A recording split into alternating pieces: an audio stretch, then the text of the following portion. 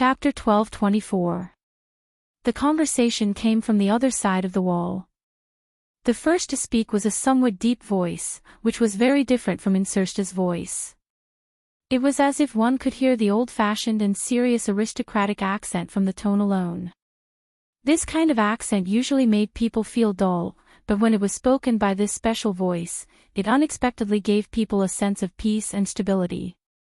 Have you thought about the consequences? Although Brando had never seen Tarkus face to face, when he heard this voice, it was as if the other's image had already appeared in front of him. Then came Insersta's voice. It had to be said that although the future star of Madara was extraordinarily handsome, his voice was far less pleasant than Tarkus. It's not about the consequences, Tarkus, you understand. It's not a problem. Brando seemed to see Tarkus shaking his head in denial in front of him. He said in a steady voice, "Do you think that human is arrogant, stupid, or naive?" "No, on the contrary, he's a tricky guy. That's why I don't want him to return to Erewhon."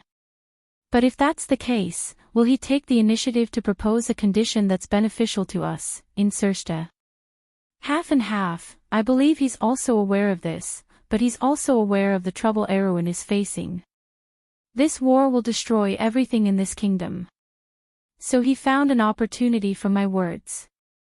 Even if this opportunity isn't in the bag, it's still worth a try. I believe in my judgment of people. He's the same kind of person as us, Tarkus." Tarkus was silent. Then, he said again, "Do you understand why he's so determined to find me?" "It's simple, he doesn't want us to stay in this place," Insersta replied. "He's with the little princess of the nine-headed phoenix, so it's not hard to guess that we're related to the chariot specter. A guy as smart as him wouldn't just take me away, not to mention that the two of us are hostages in his hands." When Brando heard this, he could not help but narrow his eyes slightly. Sure enough, Insersta had guessed most of his thoughts. However, it was a little unexpected that Insersta thought so highly of him. Perhaps he had overdone it in the inn. He could not help but think a little maliciously. If the future star of Madara knew that he was using the advantage of information to blackmail him, he would be traumatized. Thinking of this, he looked back at Phoenix Hua. He knew that since he could rely on dark perception to feel what was happening on the other side of the room, there was no reason that Phoenix Hua did not hear it. After all, dark perception's main function was to hear the conversation between Insersta and Tarkus. "And Sky Eye." "Sky Eye." As expected, Huang Hua nodded at him. At this time, Tarkus spoke again, "Then we have to make a choice. We've already done a lot of work here. If both of us leave, we'll have to give up the stronghold in Rosaline. Just give it up temporarily, Tarkus. His Majesty will let others replace us. You should know that I don't like this job. I think that my life should wither on the battlefield, and not waste my time in this barren place. I'm not a spy material, and neither are you, right? Tarkus, this is actually the reason why I chose to do this. I've had enough of looking for the damn stagnation realm here. I'm afraid that the people of the Nine Phoenixes themselves don't know whether the secret is a malicious joke or not. Otherwise, why hasn't anyone solved it for thousands of years? To say the least, I don't think we have the luck to solve this puzzle." On the other side of the room, Tarkus silently glanced at his partner. A look of understanding flashed through his remaining blood-red eyeball. In the end, he silently nodded his head. Perhaps he did not know that in another world, he had silently supported his partner's decision countless times. Therefore, the names of the two could shine in the history of Wonde. But this time, no one knew who was right and who was wrong. But Huang Hua, who was eavesdropping beside Brando, could not help but gasp softly when she heard Insersta mention the name, Stagnation Realm. "What's wrong?" Brando was keenly aware of the change in her mentality. He turned around and asked in a low voice. At this time, the skeleton in front stopped. It turned around and continued to remind the two in a hoarse voice, "Wait here, humans. Lord Insersta will come to see you in a while. After that, it silently left through the door on the other side. Brando looked at the skeleton's back as it left. Then, he heard Huang Huo whisper to him, "Mr. Brando, I have a presumptuous request." "What's wrong?" He was slightly stunned. In his impression, the princess of the Jade Phoenix clan was not a person who liked to trouble others. In fact, she had always been polite and did not seem like a 10-year-old girl at all. Because this concerns the ultimate secret of the 9 phoenixes. I can't stop them alone. I suspect that they are colluding with the Ghost Chariot and the Rosaline family for the secret of the stagnation boundary of the 9 phoenixes. The stagnation realm. Huang Hua sighed softly. The stagnation realm is the supreme secret of the 9 phoenixes. Legend has it that this world contains the secret of the 9 phoenixes' creation. The sacred sword of the 9 phoenixes, the Jade Dragon Sword, was born in this world. At the same time, the Iron Heart, the Desert Wind, and the White Raven were also born. These 4 things can be said to be the foundation of the 9 phoenixes' existence. You mean, the spirits of Madara colluded with the Ghost Chariot to find this thing? Brando asked, "What's so special about this thing that you seem to be very nervous about it?" Huang Hua frowned slightly, because in the 9 phoenixes, there has always been a legend that whoever has the stagnation realm can become the ruler of the 9 phoenixes. This may just be a legend, but if the Ghost Chariot finds the stagnation realm, the legitimacy of my family will inevitably be questioned. I'm afraid that the 9 phoenixes will fall into turmoil because of this. Brando was stunned and could not help but think of the Lionheart sword. The situation of Cypher and the Covardo family was very similar. In his opinion, the battle between the Ghost Chariot and the Jade Phoenix was ultimately a battle for the throne. However, compared to the Ghost Chariot who was closer to Madara, the Jade Phoenix lineage did indeed seem more like Erwin's natural ally. He thought for a moment and nodded. "What do you want me to do?" "I don't have the right to involve you in our family's dispute, Mr. Brando," Huang Hua replied, "but if the spirits of the dead attack the 9 phoenixes at this time, we won't have any strength left to fight the Ghost Chariot." Brando understood. "You want me to stall Madara temporarily?" "I'm sorry, it's okay," Brando replied, "this is what I want to do anyway. I'll take Insersta and Tarkus away. Without these 2 people presiding here, the other lords of the undead should not be able to cause any trouble here. By the time His Majesty the Emperor issues a new order, I believe you and Mr. Liu should have returned to the 9 phoenixes and passed on all the information back to the country." "Thank you, Mr. Brando," Huang Hua could not help but reply gratefully. Brando thought that if he could persuade the Emperor of Madara, maybe he could even save the rest of the trouble. Of course, it was just that this matter was not so easy to accomplish. "But does the stagnation realm really exist?" he suddenly asked. "I always thought it was just a legend," Huang Hua thought for a moment and replied in a low voice, "but after seeing Mr. Brando, I now think it might really exist." "What?" Brando was stunned. "What does this have to do with me?" No. Huang Hua quickly shook her head. "It's Mr. Brando's necklace." "My necklace?" Brando subconsciously reached into his collar. He had more than one necklace, but when he touched that thing, he suddenly realized what she was talking about. He pulled it out and asked, "You mean this?" Huang Hua looked at the floating celestial sphere in his hand and nodded seriously. "Yes, in the legend of the 9 phoenixes, the stagnation realm exists in a crystal ball. Time in this world is almost forever stagnant. It's a miraculous world, so it's called the stagnation realm." She paused for a moment and continued, "That crystal ball is the legendary heart of the Azure Dragon. It has another name in our legend, Azure." Azure, Brando suddenly thought of something. There were not many floating celestial spheres in this world, and most of them had names. The stagnation realm described by Huang Hua reminded him of something in the hands of someone. That was in his previous life. At that time, in the Amber Sword, even in the later stages, only a few players could have such a luxury as a floating celestial sphere. And these players were, without exception, the leaders of large guilds or core members. There was one person who was the only exception. This person was a player named Erwin. He once snatched a floating celestial sphere from the hands of an undead lord. And this was almost the only floating celestial sphere that fell into the hands of an ordinary player. This floating celestial sphere was later sold at a sky-high price. Brando clearly remembered the name of this floating celestial sphere. It was called Azure. If he remembered correctly, the undead lord that died at the hands of this player seemed to come from the south of the Sea of the Dying Moon. As for where exactly, he did not know. But this could already explain a lot.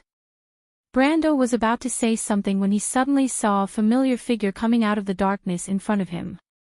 It was Insersta. There was another person behind him. As soon as Brando saw the familiar eye patch in one eye, he knew who the person was. "Mr. Brando," Tarkus said faintly, "it's an honor to meet you for the first time." Brando had to shut his mouth before he replied. Mr. Tarkus agreed. Tarkus nodded. Chapter 12:25. There's a place near Rosaline called the Pirate's Cove. It used to be a pirate's lair in the Torres Strait. After we cleaned it up, we rebuilt it into a secret dock. There's a secret passage there that's connected to Rosaline. It was left behind by the smugglers who colluded with the pirates. Unlike Insersta, Tarkus was a steady and pragmatic man. Since he had already made a plan with his partner, he would not cause any more trouble. He brought Brando and Phoenix Flame to his meeting room and ordered his men to bring out a map of the Torres Strait and the vicinity of Rosaline. He then told Brando the location of Madara's secret dock nearby. In the dim light, Brando clearly saw the location marked on the rough map by the one-eyed general. In fact, the ghosts did not need any light. The gray oil lamp was just for the convenience of him and Phoenix Flame. "I don't need any secret passage. I just need to know the location," he replied. "How many ships are there?" 3. They're all medium-sized two-masted sailing ships. "Are there any sailors on board?" "Some, but they're all ghosts. We usually disguise ourselves as pirates when we go out to sea. Maybe it's better for you to disguise yourselves as ghost ships." "Good idea." The soul fire in Insersta's eyes lit up slightly, as if he did not hear Brando's sarcastic tone. But then he shook his head in frustration and said with some dissatisfaction, "It's a pity that His Majesty won't lend us Salva's ghost army. Those things are now under the management of that woman, Yalvit. The Queen of Banshees." "Yes, she's the woman who betrayed the Dark Lords." He did not seem to want to talk more about this issue. He shook his head and shut his mouth. But Brando knew that the Dark Nobles in the west of the Sea of the Dead Moon had always thought that Yalvit had joined the Mercury Staff before the Supreme of Madara showed dissatisfaction with the Dark Lords. This showed that this woman was scheming and two-faced. In fact, the root of the problem was that Yalvit betrayed the Dark Lords in the south, which made these ghost lords feel a sense of crisis. Although they were the first to follow the Mercury Staff, they were also on the opposite side of the Supreme in the battle between the supreme centralization of power and the local governments. With such a standpoint, these Dark Nobles could not be nice to the Queen of Banshees who played the role of the Emperor's loyal dog. Insersta, who had the same background and standpoint, was no exception. As a member of the vampire family who was closer to His Majesty the Emperor, Tarkus appeared to be much more rational. Of course, this might have something to do with his calm personality. He did not say a word about his companion's complaints. He only raised his head and glanced at the latter. Huang Hua stood silently behind Brando and watched quietly. It was as if she wanted to remember every detail of this nine-headed phoenix opponent in her heart to complete her understanding of the Dark Kingdom. "How do you plan to deal with this stronghold next?" "I still need to find 2 people. Brando looked around and asked the 2. "There's no need to deal with it. The undead don't need food. After we leave, no one will leave this place until His Majesty appoints a new person to be in charge. This place will remain the same. Tarkus looked at the skeleton standing guard around and answered. Brando did not comment, but he still felt a little emotional about the natural advantages of the undead in some aspects. They had no morale, almost no need for food, and did not need to excrete or rest except for the necromancers. In these aspects, humans were no match for the undead. Fortunately, they also had their disadvantages. First of all, it was difficult for them to sneak into the human world. Although they could establish a secret stronghold in a place like Rosalind, which was not heavily guarded, it was also because the humans turned a blind eye to it. Otherwise, the Holy Temple would only need to use detection of the undead or life to scan for the undead hidden in the human world. On the contrary, humans were very common in Madara. First, there were the merchants and travelers who crossed the Sea of the Dead Moon from Nine-Headed Phoenix and Rubik, then there were the necromancers, dark acolytes, and all kinds of exiles, criminals who were exiled by various countries and people who could not see the light of day. If Madara wanted to capture all the humans living in its territory, it would be a mess. Second, the basic command unit of the undead was based on the number of necromancers, and the necromancers themselves were not very intelligent. Therefore, except for the Black Knight guards established by Insursta, the undead rarely used complicated tactics. Before the Battle of the Oblique Forest, the players said that the undead in Wone liked to use a sea of skeletons to charge blindly. It was not an exaggeration. In fact, it was a choice made by the Dark Lords because their basic officers were not enough to support complicated tactics. Then come with me, he answered. Many scavengers would choose to buy or rent a house in the west of Rosaline City because most of the people who made a living in this area knew about the secret passage that led to the outside of Rosaline City. The secret passage was first built by a group of vicious pirates in the past. It was mainly used for kidnapping and extortion. They kidnapped the residents of the city and sold them to the necromancers in the south of Madara. Then, they would blackmail the relatives of these people in the city. However, these people went overboard. They kidnapped the son of the Rosaline Lord, who was the brother of the current Rosaline Lord, and threw this unlucky fellow into the sea. Then, these pirates were wiped out by the Rosaline family's fleet at sea. Most of them were captured and hanged, and the few survivors went to the Swift Plains in secret. From then on, this secret passage fell into the hands of the smugglers, and it continued to be used until today. Until today, the true owner of this secret passage had always been the army of the Rosaline Lord. After all, the army had always been the uncrowned king of the smugglers. A few knight captains controlled this business, and it had been passed down from generation to generation. It had almost become an industry, and through it, they maintained a tacit understanding with the various forces in the city. Therefore, for a long time, almost everyone who walked on the dark road or wandered on the sea, Rosaline's nickname for pirates, knew this fact. Most of these people who needed to stay in Rosaline knew that they were not very popular in the world of order, and their safety and lives might not be guaranteed. Therefore, they needed this escape route. In other words, in a sense, they were receiving protection.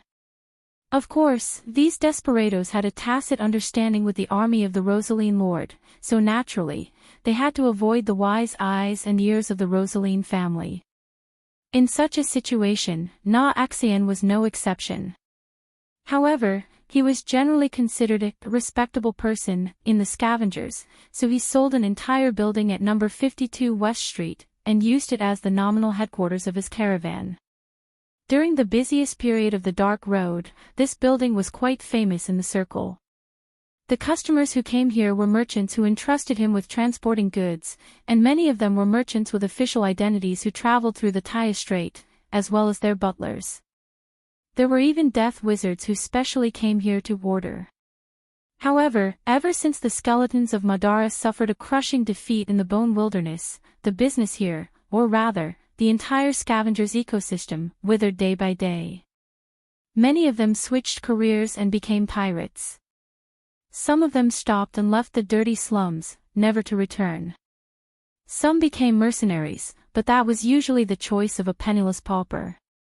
In the Thai Strait, mercenaries on merchant ships were not much different from cannon fodder.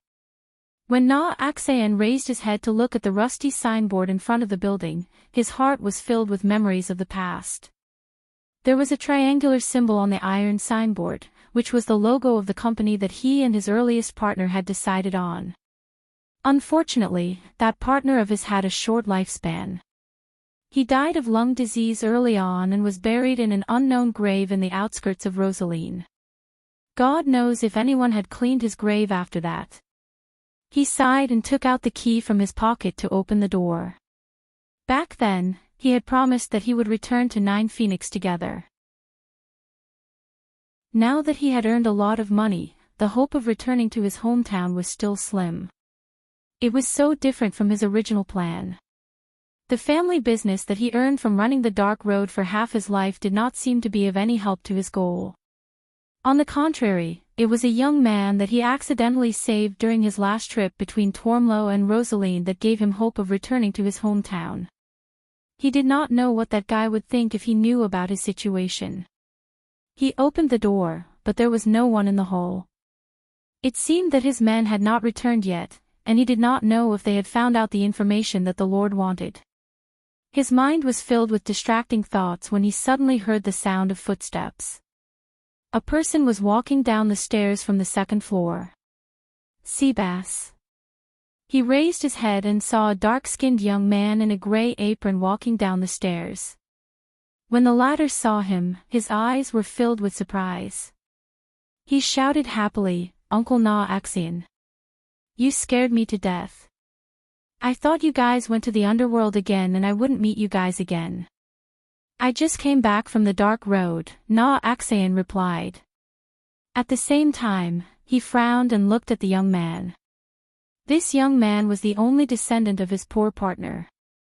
He did not want him to walk the same path as him, so he spent a lot of money to send him to become an apprentice of the Lord's blacksmith. "Why did you come out?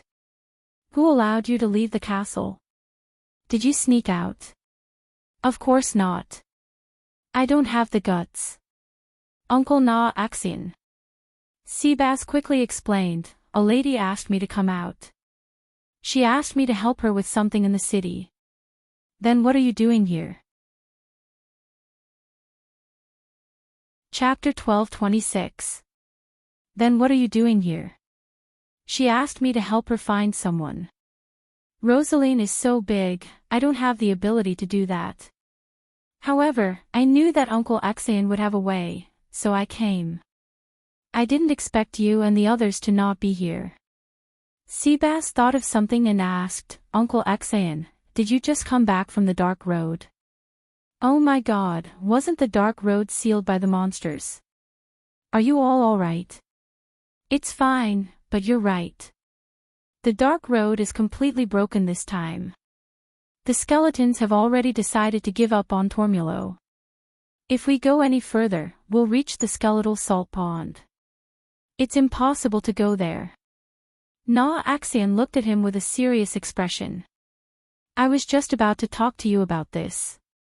Even if you didn't come out, I would have thought of a way to find you. I might be going back to Nine Phoenix. Do you have any plans?" "Going back to Nine Phoenix?" Seabass was stunned. Delphian's delicate face immediately appeared in his mind. He frowned slightly, and a trace of hesitation appeared in his eyes. Na Aksayan saw his expression and understood his thoughts. He sighed silently and said, "If that's the case, you should stay by the Lord's side. This is a good job, don't lose it. The Lord might go to Swift Plains in the future. It's much safer there. If there's a chance in the future, you can still come to Nine Phoenix to take a look." "Uncle Axian." The youth heard him and could not help but feel a little sad. "All right." Na Axian waved his hand.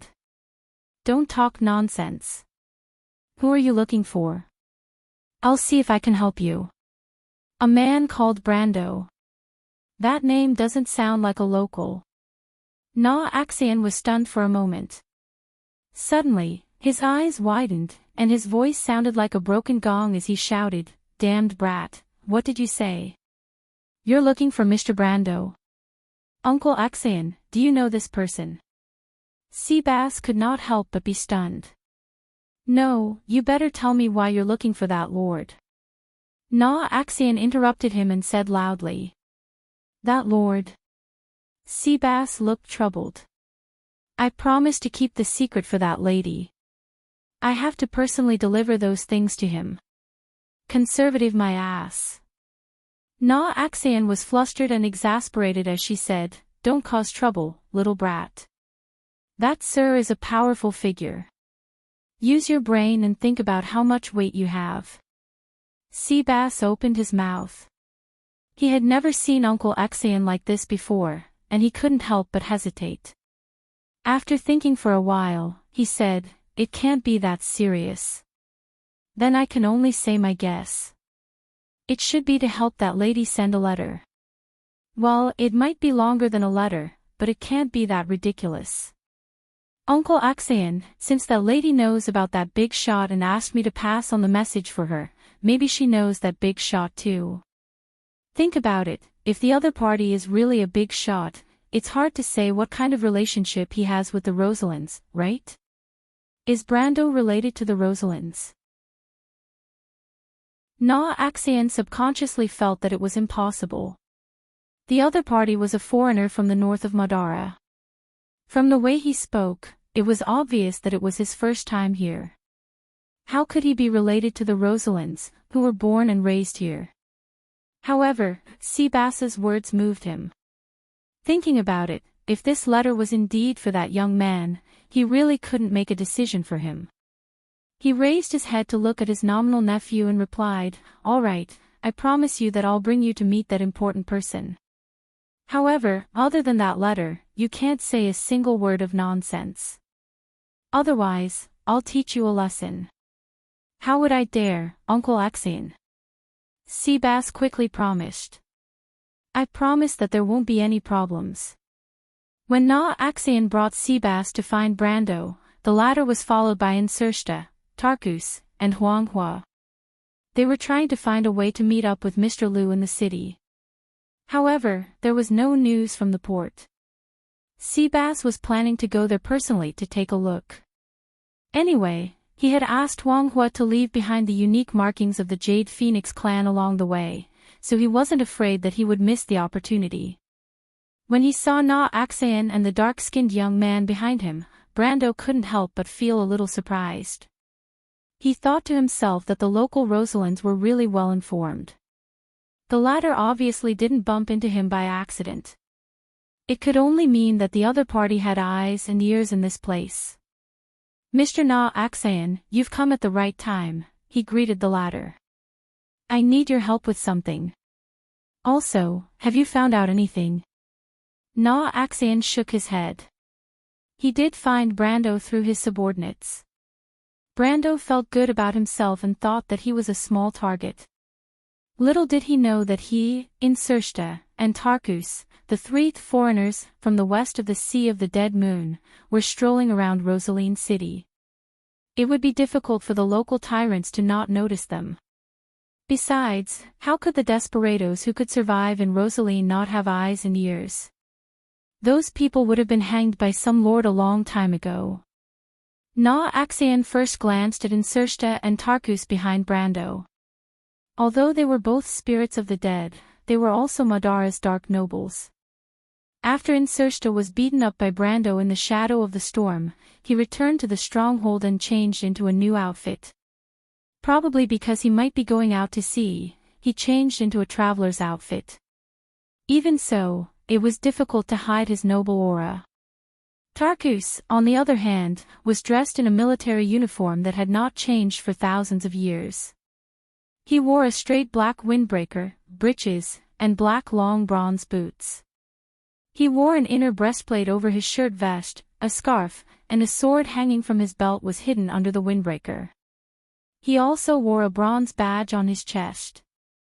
In Brando's impression, all vampires wore this uniform. However, these two people were very different in Na Axian's eyes. When he saw them, he couldn't help but suck in a breath of cold air. He had been to many places and had seen many nobles and knights. However, the cold temperament of these two people could only be found in one kind of people. That was the Madara's dark nobles. Na Axian's mind was suddenly in a mess. He did not understand how Brando could have two dark lords following him in such a short time. Insursta and Tarkus were following him closely. If they were not followers, what were they? Na Axian could not figure out the identity of this young man. Moreover, the guy who only had one eye left and looked like a vampire lord was obviously a soldier. Although his hands were hanging on both sides of his windbreaker, they never strayed too far away from his sword. This wasn't the first time he had seen Mr. Lu do this. It just so happened that both of them were wearing eye patches and only had one eye left. From this point of view, they were extremely similar. Na Axian pursed his lips and became more cautious. He replied, "I have never heard of your pet in Rosaline City. I am talking about the news of that lady. You said that the fairy did not appear in this area. I think they might not have gone east, but west or north." Brando nodded. This was actually within his expectations. After all, if White Mist and Loot had landed near Tormuro, it would be impossible for them to pass through the Black Road and go to Rosaline. It was obviously more likely that they had gone to Tormuro. Unfortunately, it was impossible for him to turn back and look for the two of them. Moreover, one of them was the spirit of an ancient witch and had rich experience, while the other had outstanding strength and was a fairy. They should be able to protect themselves. They both knew the direction Erwin was heading in, and there would be opportunities to meet up in the future. Moreover, he felt that it was more likely that they had been thrown to different places when they passed through the spatial storm. After all, a few millimeters in the spatial fissure could be hundreds of kilometers away. Na Axian saw that Brando did not say much and could not help but heave a sigh of relief. However, he did not forget what Brando had said earlier. He quickly asked, "Sir, do you have any other orders?" "It shouldn't be a problem for you," Brando replied. "Mr. Lu has gone to the port. We are going to meet up with him now. Can you think of a way to find him?" "That's not a problem. The port and the West District are the places where the scavengers have the deepest roots. I have many friends at the port. It won't take too long to find Mr. Lu." Na Axian patted his chest and promised. After he finished speaking, he was about to turn and leave, but the young man behind him became anxious. He quickly grabbed Na Axian's sleeve and pulled hard. Na Axian's expression changed. Initially, when he saw Insursta and Tarkus, he subconsciously changed his mind. He felt that it was best not to get involved in the affairs of these important people. After all, Brando might not have any relationship with the Rosaline family, but the connection between Madara and this land had never been cut off. Even after the appearance of the strange monsters. He did not know about the filthy relationship between Madara, the Phantom Chariot, and the Rosaline family, but the Rosaline family had been at war with the spirits of the dead for centuries. He did understand this point. Unfortunately, even though he understood it, it did not mean that Seabass understood it too. When the young man saw that his uncle had gone back on his words, he suddenly became anxious. After he realized that he could not drag the ladder away, he simply gritted his teeth and rushed to Brando. He said loudly, "Mr. Brando, I have something to talk to you about." Na Axian almost exploded in anger because of his nominal nephew. He had long known that this little bastard's promise was not reliable, but he did not expect him to be so bold. He almost trembled as he thought about how to make up for his mistake. At this time, Brando was actually slightly stunned. He had long noticed the dark-skinned young man behind Na Axian, but at first, he did not take it seriously. He only thought that the young man was Na Axian's subordinate. He did not expect such a thing to happen all of a sudden. He did not know that Delphian was currently visiting Lord Rosaline's castle, and he was unfamiliar with this place. He really could not think of any relationship between him and the young man. He was about to open his mouth to ask, but at this time, he raised his eyebrows slightly. He felt a group of uninvited guests coming from the opposite side of the street. Almost instantly, he judged from the slight vibrations on the street that it was Lord Rosaline's guards who were being mobilized. As for the other party's purpose, there was no need to think. It was obviously to take revenge for the battle that happened in Storm Shadow earlier. Brando glanced at the young man and stretched out his hand to pull him to the side. Just as he did this, Incersta and Tarkus behind him also unsheathed their long swords. This may be a good opportunity to escape. I may not have the chance to watch the two of you later, Brando said without turning his head. On the contrary. Incersta seemed a little excited. Escape for what? Stay here and continue to be a spy master? I have no interest in that. Besides, I am a man of my word. I will fight side by side with you, Mr. Brando.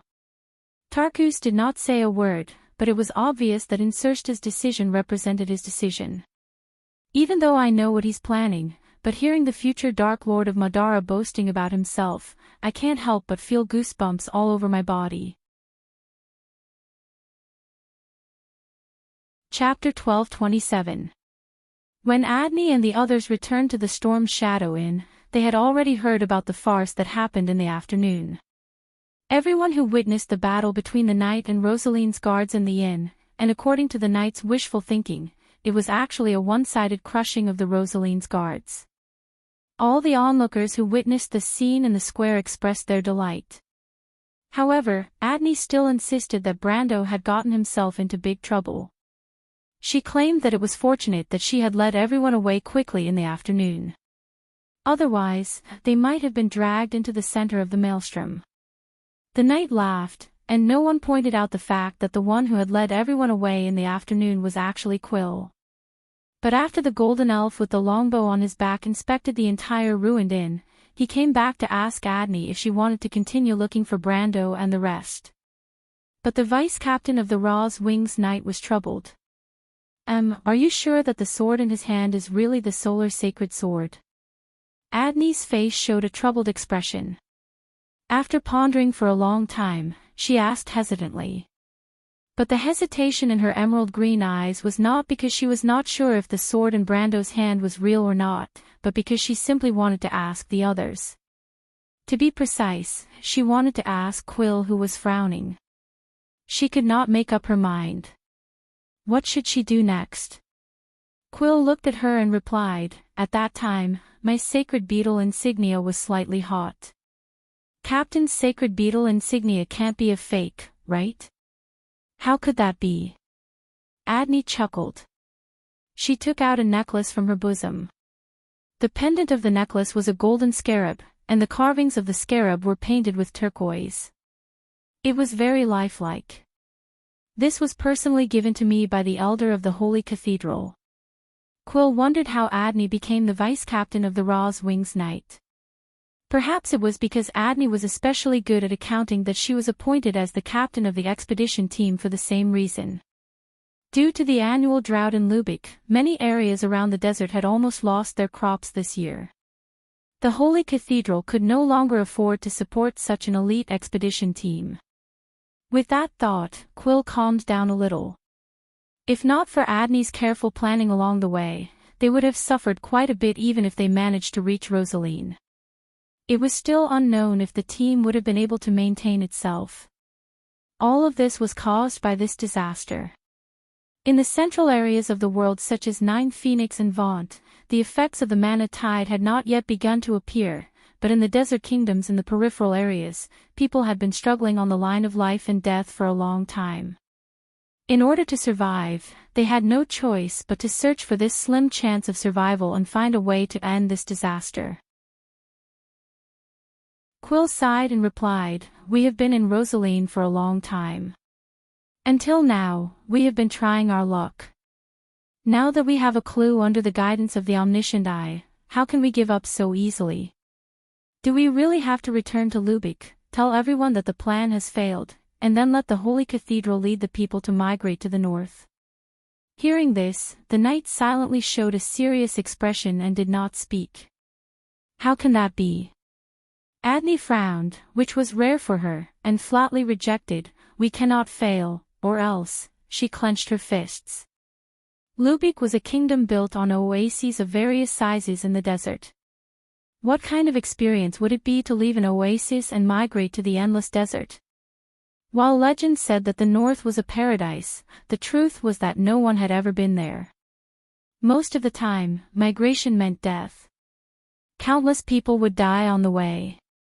That was not a set of data recorded on papyrus, but a living person. Adney had seen towns and cities that were in dire straits due to food shortages. The entire city had lost all order in a short period of time, and the humans had turned into beasts. Strong youths, or rather, bandits and robbers, had become the masters of the fate of others. The elderly were killed, and women and children were turned into commodities, or even food. She had also seen towns and cities that were forced to migrate due to the disappearance of oases. Entire tribes died on the way, and the entire southern part of Lubeck seemed to be slowly but surely disappearing. Under the pressure of the calamity, the cultists took the opportunity to spread rumors that their one true god would save Lubeck at the moment of the apocalypse. The people were bewitched by the cultists and caused chaos everywhere, making the already unstable kingdom even more difficult to move forward. When Adney had become a knight, she had sworn that she would not allow such a tragedy to happen again under her own sword. Thus, she had managed to convince the elders of the Holy Cathedral to send out this expedition team with great difficulty. Few people knew that for this reason, she had not hesitated to sell the treasured sword that had been passed down in her family for generations to gather all the funds for this expedition team. Failure was not an option. At that thought, her expression softened. I'm sorry, Quill. I know how you see me. Compared to Commander Taha, I'm more like a butler. As your captain, I may be a little incompetent. So, Quill, if you have any ideas, please let us know. I'll give you full authority. Captain. Captain, you don't have to say that. The knight was shocked and hurriedly said so. Quill looked at her silently and nodded. Captain, our goal is to find the Emerald Heart and let it become one with the sacred sword. After that, the elders will open the Holy Cathedral and summon the Emerald Staff. The Staff of Nature gave Lubeck everything, and I believe it can do the same today. In order to achieve this goal, we followed the Holy Cathedral's prophecy to the east, all the way to the land of Rosaline. After all, the Emerald Heart had disappeared for thousands of years, and no one had ever seen its true appearance before. It would be very difficult to find it. This was something that we had all expected. But we've been here for so long, and apart from hearing that the 9 phoenixes once had a heart of the Jade Dragon, we haven't found any other clues. The last time the heart of the Jade Dragon appeared was over 2,000 years ago. Its significance to the 9 phoenixes is no less than the heart of the Jade Dragon to Lubeck. Similarly, there are countless people from the 9 phoenixes who are searching for its whereabouts, but to no avail. Quill frowned as if this was his subconscious action. He slowly narrated to his companions. Until today, we met a person who carried the sacred sun sword. He stopped. After a while, he continued, the solar holy sword has nothing to do with the nature's scepter, but I've heard of a legend before. In the calendar of Saint Ida, every time the turn of the era, the holy relic will descend upon the world and even fall into the hands of a single person. When this happens, the holy relic will automatically combine and appear in different forms, opening the door to the future. Is there such a legend, Quill? Adney could not help but interrupt in surprise. You know that I'm the gravekeeper of the Desert of Wisdom. I'm the guardian who buries the secrets. Adney glanced at him and nodded silently. She knew Quill's identity.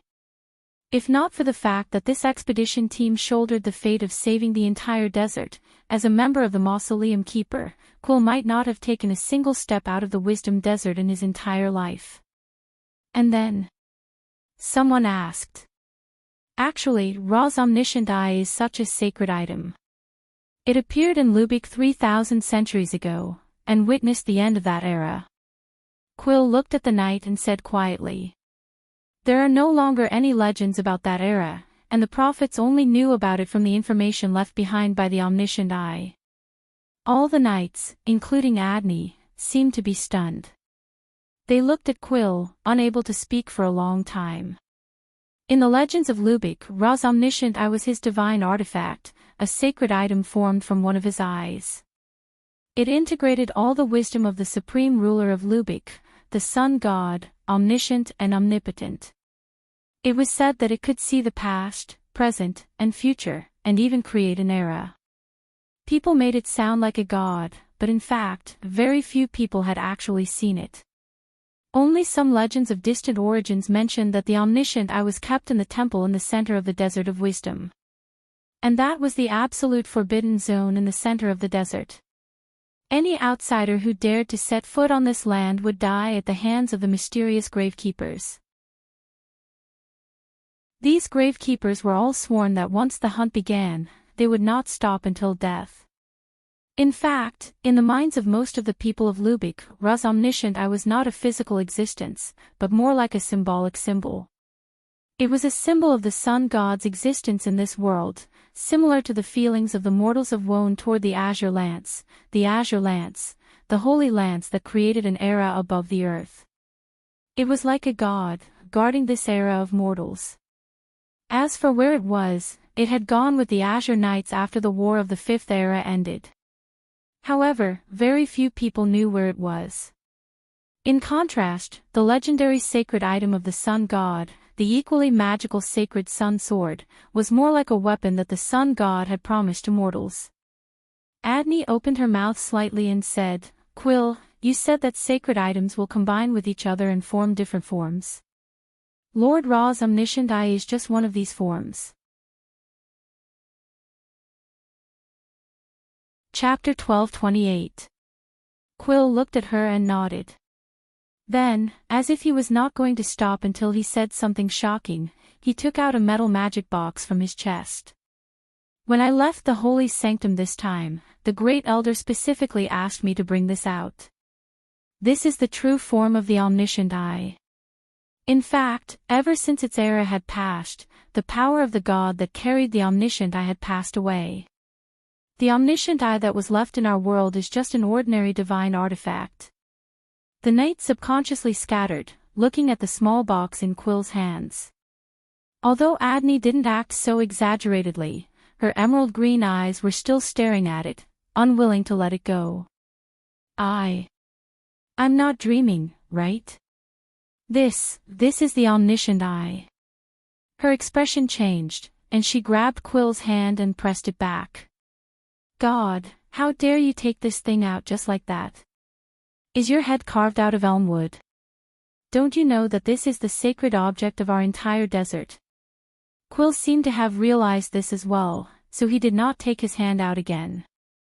Instead, he said to the others, the omniscient eye is not as sacred as you think it is. Adney, you should know about the azure lance that was brought to the mortal era in the last era. It is actually the same thing. Today, that holy lance is just a pure divine artifact. Even the azure lance is the same. Adney's worldview seemed to have been turned upside down, and she stood there for a while before she recovered. You mean, that guy? I mean the one with the sacred sun sword, maybe the emerald heart is also with him. It's just a possibility. Quill did not seem to be too excited. In fact, when he officially became the tomb keeper, when the elder told him this secret, he was just as calm. But even if the emerald heart is not with him, the omnipotent and omniscient God Ra has let his sacred sword appear before us. Isn't that a guide? Don't overlook this just because it is in the hands of a foreigner. Adney's expression turned serious. At least one of her identities was the leader of the Knights of Ra's Wings, and she was the most devout believer of the sun god. You're talking about Quill. The other knight nodded in agreement. They had a new understanding of the tomb keeper who had joined them temporarily. Quill looked at the vice captain of Raw's Feathers and said to her, "There's something I have to tell you, Captain. There are many reasons for a team to choose a leader, but Mr. Taha and the elders definitely didn't choose you because you spent all your money to build this expedition team. As far as I know, there are many rich people in Sha'ira who donated money, but the person who is now our team leader is you, not them." Hearing him say this, Adney couldn't help but be stunned, turning back to look at him. Quill didn't care about her expression and continued, "Mr. Taha trusts your ability, just like how we trust our captain. If it weren't for you, we wouldn't be here, so please don't belittle yourself." That. Adney blushed, which was a rare sight. "Should I say thank you, Mr. Elf?" The knight immediately cheered in unison. But soon they had to admit that Quill was right. No matter what kind of person the person with the sun god's sword was, they couldn't remain indifferent. Instead of questioning here, it was better to take action first.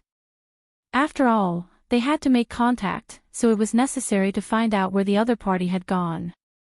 Thanks to the elf's reminder, the knight soon heard that Brando and Phoenix had gone to the West District after leaving the Storm Shadow Inn. Of course, they also had to thank Brando and Phoenix for not hiding their whereabouts when they left. Because it was both unnecessary and completely meaningless. While the knight went all the way to the West District to look for Brando and Phoenix, Delphian was also looking for the whereabouts of something in Rosaline's castle. That thing was called the Mystery of Emerald. In fact, the Prime Minister's daughter wasn't sure if it was the thing she had imagined, but she believed in her judgment.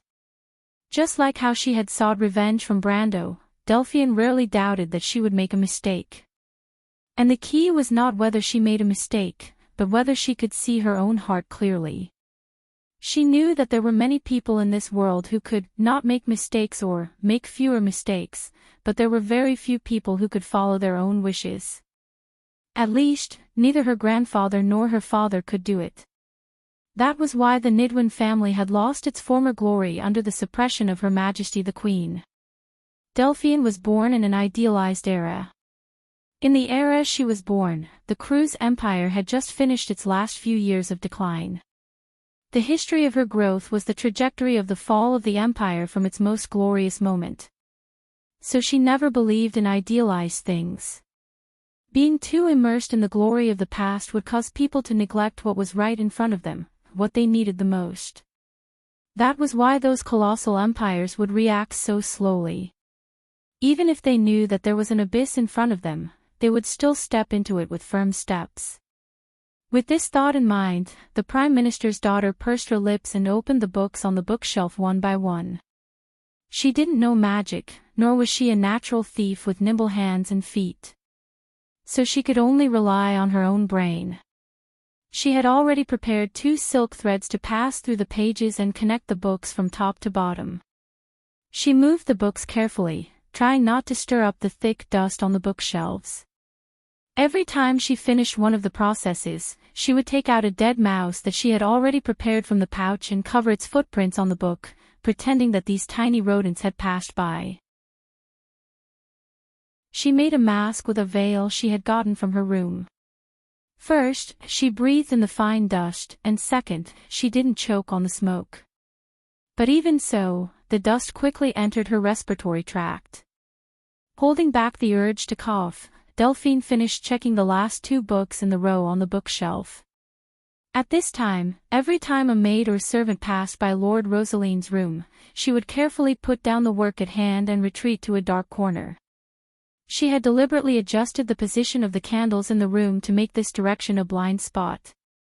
Although the servants were forbidden to enter this study without permission, she didn't let her guard down.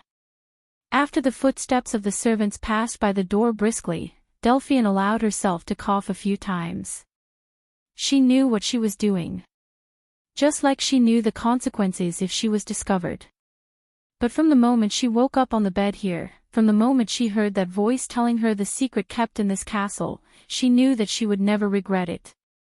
She closed her eyes, as if she could still see herself being hit by the azure lance, and then being sucked into the vortex. After that, the long experience seemed to have happened in an instant. Delphian gritted her teeth and silently recalled everything she saw in the darkness. There was the thing she cared about the most. It was also the thing she despised the most. It was her family, but it was also her everything. If I'm going to be destroyed, let me be destroyed before the Nydevan family, she said to herself a little hoarsely. I don't care about what grandfather and father care about. If I want to achieve this, I can sacrifice everything. Delphian rested for a moment. The damage caused by traveling in the spatial fissure was more serious than her weak appearance in this castle. It was far from recovery. The reason she did this was to let the fat Lord Rosaline feel more at ease. At least he would allow her to leave her room and move around in the courtyard or the castle. If not, how could she find an opportunity? However, these activities inevitably made her feel that the burden on her body was increasing day by day. Previously, when she said goodbye to those people in the courtyard, it was not because she was acting on impulse, but because she really could not hold on any longer. At this moment, her forehead was covered with fine beads of sweat, and faint shadows appeared around her vision. It was as if the light in the whole room had dimmed a lot. Her temples were throbbing, and she felt as if her brain was boiling. She gritted her teeth and said to herself, I hope that guy can live up to expectations. When she thought of Brando, a hatred and unwillingness from the bottom of her heart seized her heart. Delphian miraculously recovered and stood firm. She looked up at the bookshelf and realized that she had searched the bottom 3 rows of the bookshelf in the previous half an hour. She needed a ladder to go up, which was an almost impossible task for her. The Prime Minister's daughter bit her lower lip. She knew that she had to think of a way, or her work for today would have to end here. However, she had a faint premonition that this might be her only chance, and she had to seize it. She hesitated for a moment, then continued to walk forward unsteadily. When she arrived in front of the bookshelf, Delphian closed her eyes and began to recall. She knew that the thing was here, not because of an unwarranted guess or speculation, but because of the information she had gleaned from the conversation between Lord Rosaline and his guard captain. Perhaps the two of them did not even realize that their conversation had been leaked, but this was enough for Delphian. When she opened her eyes again, her gaze fell on the top row of the bookshelf, which was the 4th book from the bottom. She knew that the thing she wanted was not there. However, there must be some other clues. Chapter 12:29. The ground was littered with defeated soldiers. The previous battle seemed to have ended in a moment. Brando did not do much. He used his spatial elements to force the knight behind the guards to stay where they were. Then, Phoenix's fire took care of the weak commoners one by one. Insursta and Tarkus only taught a lesson to a few blind people who crossed the line. When they sheathed their swords, there was only a pile of town guards on the ground looking for their teeth. What made the Knight of Rosaline not know whether to laugh or cry was that they were still pinned to the street by an invisible force. They could not even move a finger, let alone lift a foot. They could only watch their subordinates being beaten up. Like puppets, they were nailed to the corner of the street together with their wingless dragons in a row. It was as if they were the audience invited by these guys who had been beaten to a pulp. Apart from watching, they could also shout a few words. They had not thought of how to organize their lines for the time being, but this one-sided battle had already come to an end. The knight did not understand where the ghost god's power that locked them up came from, but this did not prevent them from using their brains to guess who was behind it. Except for a few people, for example, the short, dark-skinned knight who was still clamoring to show Brando, a country bumpkin, what a big scene was. He probably still thought that Brando was a lone traveler wandering in the wilderness and had never seen the power of human order and country organization. Insursta felt a little sad for the Lord of Rosaline. He was thinking about the reason why the Lord of Rosaline kept such a group of retarded subordinates. Even if they did not see what the wanted person looked like, they did not have the heart to find out why the person was wanted. "Do you want me to shut him up?" Tarkus asked elegantly from behind Brando. He was probably annoyed by this guy. Madara was a silent country. The noisy guys had probably been thrown into the abyss of eternal death long ago to feed the ice dragon. Under the dome of the Hall of Eternal Death, other than the footsteps of the dark nobles on the smooth obsidian floor, there was only the quiet breathing of the ice dragon.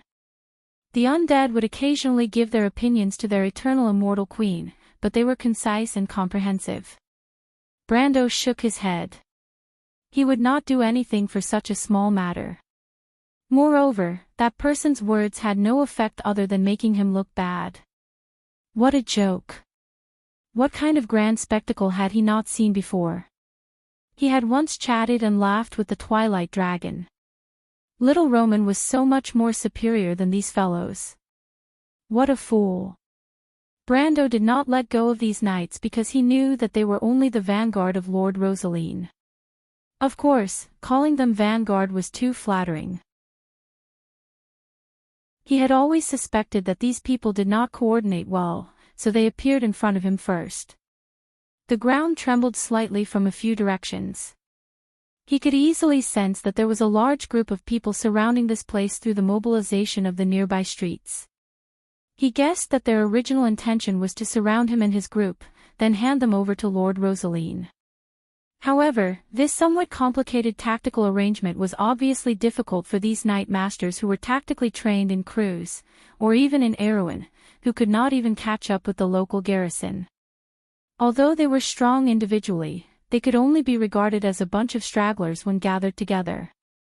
There was a huge difference between a group of headless flies and a group of soldiers. These knights who appeared in front of him inexplicably made the Lord's wish to surround him completely fail. Simply put, he could now walk out of the gap and leave behind a handsome back view for the people who caught up with him. However, Brando did not do so. Anyway, he wanted to see the Lord and see if he could persuade him to let the fleet of the Jade Phoenix family pass. After all, riding on the ghost ship of the dead was not a comfortable experience. He patted Huang Hua's tense shoulder to reassure her that she should not hold her sword so tightly. He felt that it was a pity that the sharkskin scabbard of the sword was wrapped with a beautiful layer of embroidery thread. Now, the thread was probably soaked by the sweat in the little girl's palms, and it was a pity that the sharkskin scabbard was wrapped with a beautiful layer of embroidery thread. Mr. Brando. Huang Hua realized that she had lost her composure and hurriedly turned back to apologize to Brando. Although her strength was considered one of the best in Rosaline, she still had the mentality of a rookie. Even if she was calm, it was inevitable that she would overestimate the level of the enemy and treat every battle as a battle of life and death. Although such an attitude was not necessarily undesirable, it was too old-fashioned and dogmatic for a human to be fully focused and go all out to crush an ant. "You don't have to be so formal," Brando replied. He was somewhat optimistic about Huang Hua's sister.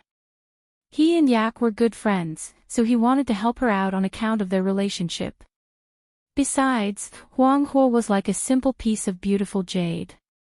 Anyone with the heart of a warrior would inevitably be tempted by her. Brando was completely convinced that with time, her achievements would be limitless. In the past, her name was not in the Amber Sword.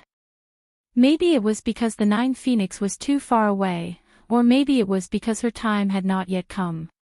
He believed that once Huang Hua appeared in the game, she would be one of the top NPCs. She might not be inferior to names such as Greysword Saint Mephistopheles, Vara the Great Sage, and Veronica the Green Sword Saint. She might even be comparable to people such as Solomon and William. The idea that came to Brando's mind startled him.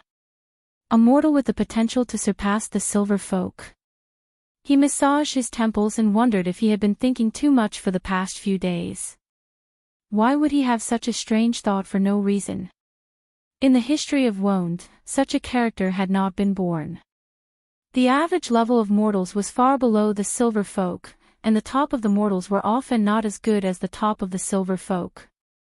Although the growth span of mortals was indeed the largest among the silver and gold folk, their final position was far from the latter. Even after the great demonic wave, this trend had only weakened, but it did not change. He could not help but take a closer look at Huanghua, as if he wanted to find some clues from this little girl. But he did not realize that his gaze was a little rude. Even Huanghua was blushing a little under his gaze. She wondered why Mr. Brando was looking at her so strangely. Fortunately, Mr. Liu was not here. Otherwise, he would probably think that Brando had some improper thoughts about their princess. Brando did have some improper thoughts about Huanghua, but it was not the improper thoughts that most people thought. It was the first time he had the idea of accepting a student. Although he promised to teach Petit Finesse swordsmanship in Buchi, and he did train him carefully for a period of time after that, it was limited to laying a foundation for the future for Petit Finesse and paving the way for his understanding of swordsmanship. First, it was because although Petit Finesse was talented, it was not to the point where he would be impressed. Second, the latter's personality was too different from his, and he should have his own path. But in Brando's eyes, Huanghua's talent was the same as the talent he had seen in the top warriors.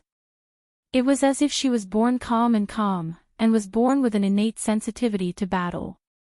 In the Amber Sword, there was a term for this kind of talent, which was called fighting instinctively.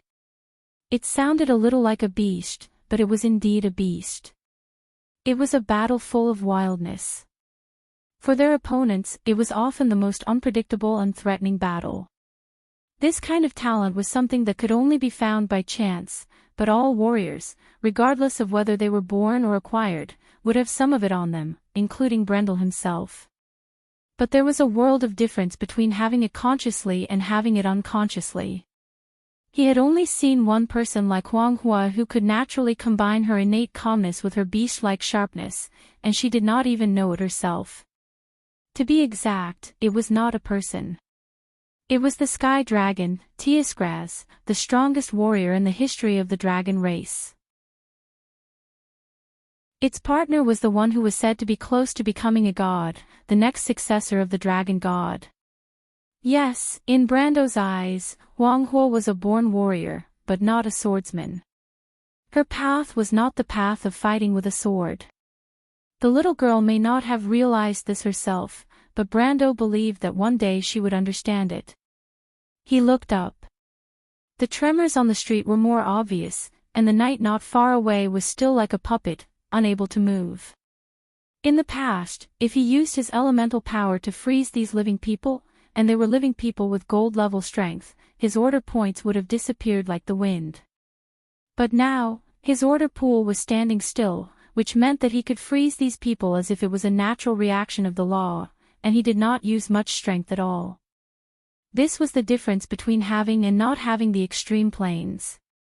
These people may not have understood that they had already fallen into the range of Brando's law domain. It was just that at the peak of the Supreme Realm, the law domain was integrated with the material world, and outsiders could not see it with the naked eye. If they had the strength of elemental awakening, they could have slightly noticed the difference, but unfortunately, they did not. Chapter 1230. Among the people present, Phoenixhua, Insersta, and Tarkus could see the extreme plane that Brando had opened up, but other than the former who was carefully experiencing the power of the laws contained in it, the other two were seizing the time to silently calculate Brando's strength.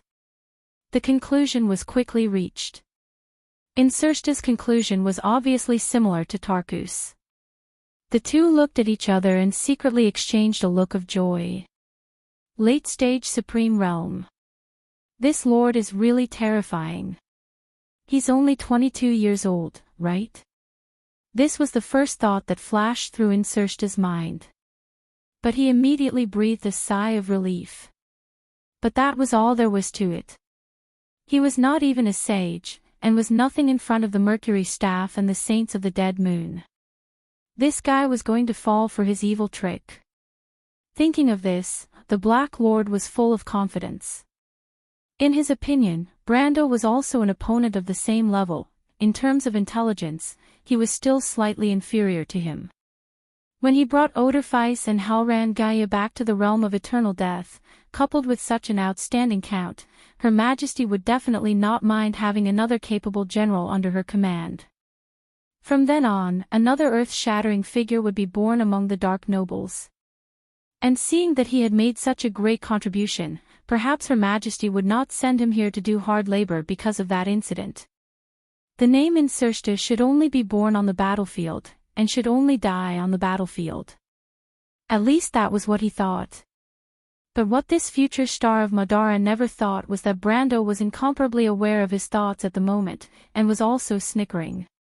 After leaving the elemental barrier, thanks to the baptism of the great demonic tide, he had stepped into the late-stage Supreme Realm. Now he was only showing the strength of the Supreme Realm. No matter how one looked at it, Insursta and Tarkus could not see that he was faking it. In fact, he was not faking it. However, if they thought that his battle prowess was only at the late stage of the Lamita realm, then they were gravely mistaken. He knew very well that he was only one step away from becoming a sage. Many powerhouses of this era might not be able to take this step in their entire lives, but it was no secret to him. Even if these two racked their brains, they would not be able to figure out how a mortal could reach the sage realm. Although Brando guessed that the magic tide caused by the descent of the Twilight Dragon might have created several sages in Wonde, these two people had been staying in Rosaline, where birds did not lay eggs, so they might not know this. Furthermore, there was a huge gap between sages and sages. Otherwise, how could the sage of the earth, Iranta, use a token to scare Gwendolyn away? The biggest difference between the two was the understanding of the laws. The Sage Realm was the same as the Extreme Planes. Although it was also one of the 5 elemental realms, it was different from the gradual progression of the first 3 realms. These 2 realms were the 2 most special realms of the elemental realms. The Extreme Planes allowed mortals to have a godlike realm, and for the first time understood how the laws worked in this world. And the Sage Realm was a further deepening of this realm. To be precise, if the Extreme Planes was only a theory, then the Sage Realm was the way to use the Extreme Planes. How you understood your own Extreme Planes, how you understood your own laws and elements, and how your sage power could be expressed in the form of skills. Previously, he had shrouded the entire square with spatial power in the storm shadow in and accurately reflected all the arrows of the soldier's back, and now he was using spatial power to effortlessly immobilize the knight. In fact, it was a manifestation of this way of operation. This was the conclusion he came to after studying his own elements and supreme power since the elemental barrier. It was also one of his biggest gains from this trip. But these were only the lowest level of expression. Brando believed that as long as he stepped into the Sage Realm with his control of the Extreme Planes, the power he would gain would definitely increase by 1,000 times. There was no other reason than that his power came from time and space. The power of existence. How could Iranta make the Dragon Queen Gwendolyn flee with just a look? It was because the Dragon Queen Gwendolyn was able to become a sage only because of her bloodline. To be precise, if she was not a dragon, with her knowledge of the laws, she would never be able to step into this realm in her lifetime. The golden blood of the dragon race allowed the dragon race to step into the sage realm in the Age of Chaos after the War of the Holy Saints. This was just like how mortals could use stone slabs to perfect their bodies. But in the end, this was just an emergency path. It never had an end, and there was no turning back. Once one chose, they would be completely cut off from the power of existence. Each of the 4 sages obviously relied on their own understanding of the laws to step into the path of the holy saints. Although the restrictions of the law of Tiamat that Martha left behind after the gods left finally stopped them at the checkpoint of the way of the perfect body, it was still not something that the Dragon Queen could compare with. The gods had already left the world. Now, it was no longer possible for a new god to be born in this world, including the legendary dragon Gwendolyn. She and Tyoskraz may have gone very far, but they would not go any further than the 4 sages. Brando looked at the scabbard of Odorfice that was hanging on his waist, and vaguely felt where his path was. The only door opened by the 7 holy swords might be a road to the future. After that, there might really be a hidden mystery of the power of existence. But he had many questions in his heart. If the gods came to the world again, then wouldn't the efforts of the gods be in vain? Did the world really need a new god? Did the mortals really need a savior? He could not answer this question, but at least so far, he only knew one thing, and that was that he still needed power. Very, very strong power. Power that could defeat the dusk. The guards who caught up from behind had begun to appear on both sides of the street. These guys had obviously once again made the mistake of their predecessors, and once again lost touch with the people behind them. But fortunately, this time they were not so reckless. They had already seen their colleagues lying on the road on this side of the street. Some of these people had even experienced the battle in the afternoon. Fortunately, they were not shot in the knees by the arrows. At this time, naturally, they did not dare to come up to Brando easily. They only privately told their companions about the situation, and then conveyed it to the captain of the knight behind them. In this way, the teams on both sides finally slowed down, and stopped at the intersection on that side. What was even more fortunate was that Brando did not intend to trouble them. He silently looked at these people, thinking that it seemed that they had already found out where he was. But there was nothing strange about this. He and Phoenixwa did not hide their whereabouts. Since Na Axion could find him, it would not be too difficult for the Lord of Rosaline to find him, as the biggest snake in Rosaline's territory.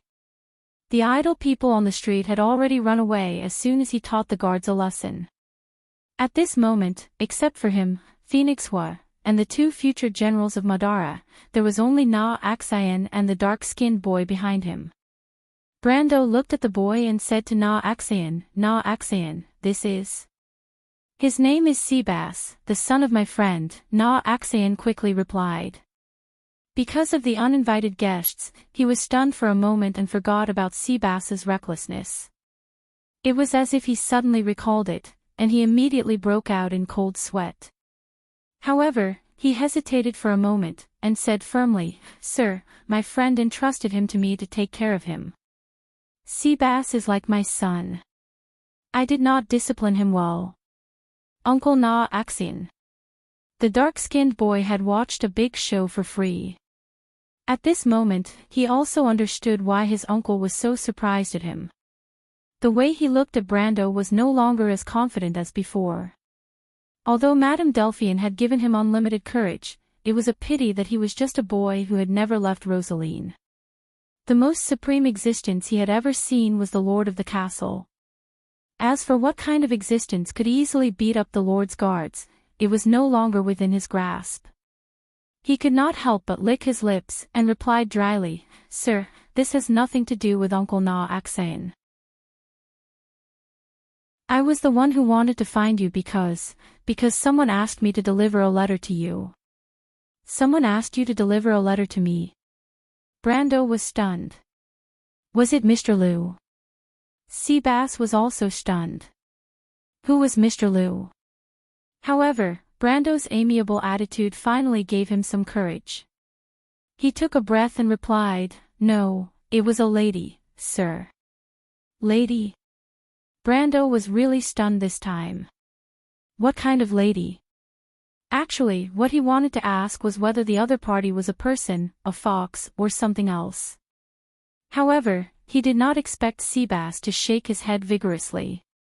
"I promised her that I would not reveal her name to outsiders. She might mention it to you in the letter, but before the letter is in your hands, I swear that I will not say a single word." As he spoke, he took out a locked diary and said to Brando, "She wrote what she wanted to write in this diary, after page 177. After Seabass finished speaking, he read it again in the letter.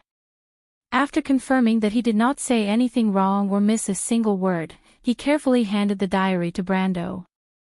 Brando took a look at the situation at the end of the street in the distance as he took the diary. He had never heard of White Fog writing a diary, and the style of this diary did not seem like something that a witch's spirit that had existed for over 1,000 years should possess. It was more like something that belonged to some noble's daughter. Brando did not expect that his casual guess would be so close to the mark. He took the diary in his hands. The lock was not a problem for him at all, and he opened it with a light swipe of his finger.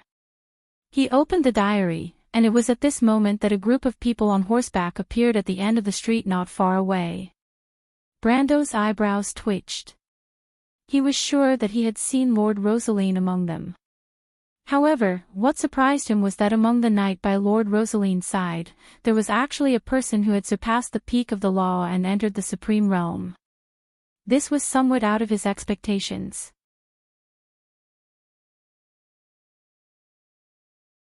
Chapter 1231. Brendel was a little surprised to see someone with the strength of a supreme realm standing beside the lord of a small place like Rosaline. Although the person's strength had not completely reached the extreme planes and should be lingering at the last stage of the peak of the law, it was a bit like Greysword Saint Mephistopheles in the loop of trade winds. It could be said that the person was only half a step into the supreme state, but even so, it was enough to prove that the person was a genuine supreme being. He had seen the knight beside the Lord of Rosaline. Their individual strength was relatively strong, and their average standard was also very high. They were much higher than the great lords like Erwin, Erech, and Cypher, but they were barely on the same level as the Cruz Empire. However, a place like Rosaline in the Empire was probably only equivalent to a remote place like Anzaruda.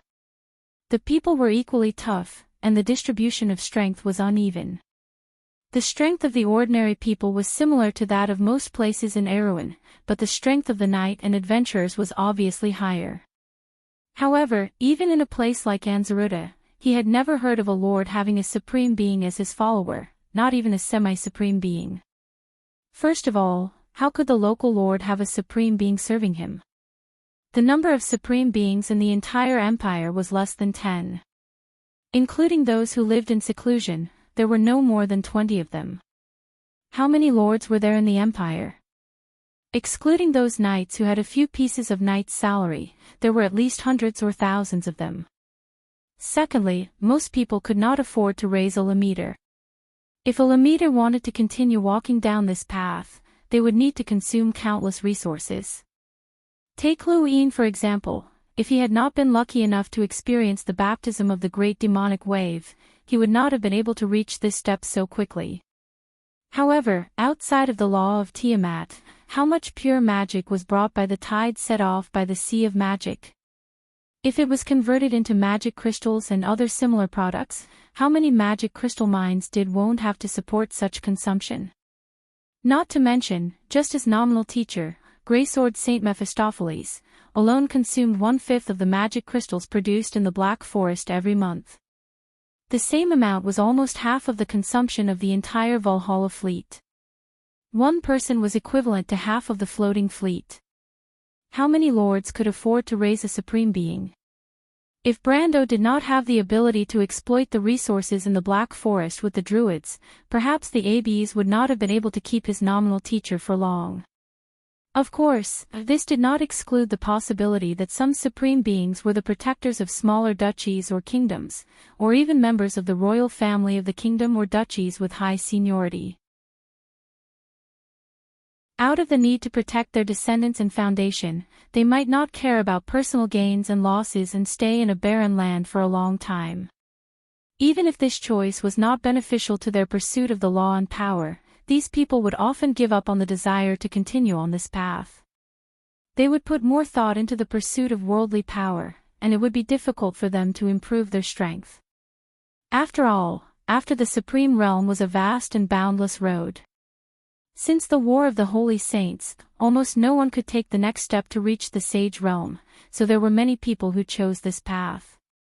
However, Brando did not think that the middle-aged man in front of him was such a person. First of all, the man had nothing to do with the Rosaline family, because no matter how one looked at him, he did not look like a native of Rosaline. To be precise, the man was a foreigner. He had light brown hair, light blue eyes, deep-set eyes, a high nose bridge, and fair skin. At first glance, one could tell that he was a typical Wone person. Brando also judged that the man should be from the southern part of the Cruz Empire, the descendant of Anzaruta and the Grey Mountain people in the Grey Mountain area. The Aruan people there had been mixing with the people of the Empire for a long time, thus forming a special race. How could such a person walk together with the Lord of Rosaline? He suddenly remembered that Axayan seemed to have said that the number 1 guard captain of Rosaline was a foreigner. He claimed to be from Cruz, and seemed to be called Bobin or something. However, Brando felt that this name did not sound like a Cruz person's name, but more like an alias. The moment Brando saw this person, he released the suppression on the knight in front of him. It was not a wise thing to take the initiative to open the extreme planes in front of an opponent of the same level, and he did not want to be as stupid as Williams. Normally, only wizards would take the initiative to pull their opponents into their extreme planes, because to them, the extreme planes was only a means to establish a home ground advantage. They trusted their magic more, and magic was the only way to win. The Rosaline knights suddenly felt that the power that was shackling them was no longer restrained. Caught off guard, they almost lost their balance and fell off the saddles of the wingless dragons. Even so, these knights were so frightened that they sprawled on the saddles, as if they were not gold rankers, but ordinary people who had never ridden a horse before. They made a fool of themselves. These knights were sweating profusely, and their faces were a little ugly. They knew that the Lord of Rosaline was looking in their direction, and from his gloomy expression, it was obvious that he was not satisfied with their performance. Fortunately, Bobin acted to stop his lord. He was also sizing up Brando. In fact, this guard captain was not as calm as he appeared on the surface. The moment Brando released the suppression on the knights, he knew that this young man's strength was a little terrifying. This terrifying meant that it was beyond his imagination. This was a genuine Supreme Class fighter, and he might not even be in the middle or early Supreme Class. When Brando opened the extreme planes, Bobin did not see what it looked like. To be able to integrate the Supreme Class with the material world was something that only the late Supreme Class could do. However, the late Supreme Class was a broad range, and it was hard to say how far the late Supreme Class could go. Bobin had some confidence in dealing with ordinary Supreme Class fighters, and he was not completely helpless against those in the middle or late Supreme Class. Even though he was only half as strong as a Supreme Realm warrior now, that was only because of the scars left on his body from the passage of time and his injuries. When he was at his peak, a young man like Brendel would at most surprise him. However, to think that there was such a genius in this era, Bobin felt a little emotional. He thought that the turbulent era that he had experienced was already Wone's most glorious era. In the decades after that, the names of the past faded away one after another. The empires seemed to have sunk into a long period of depression. The great era before the war that made people's hearts surge was gone forever. All that was left was the reminiscence of the past. He thought that the mortal kingdoms would sink into a long period of depression, but he did not expect that after half a century, such a genius would be born on this land again. There was more than one of them. The two spirits of the dead behind Brando, and the little girl standing beside them, were all reflected in Bobin's eyes.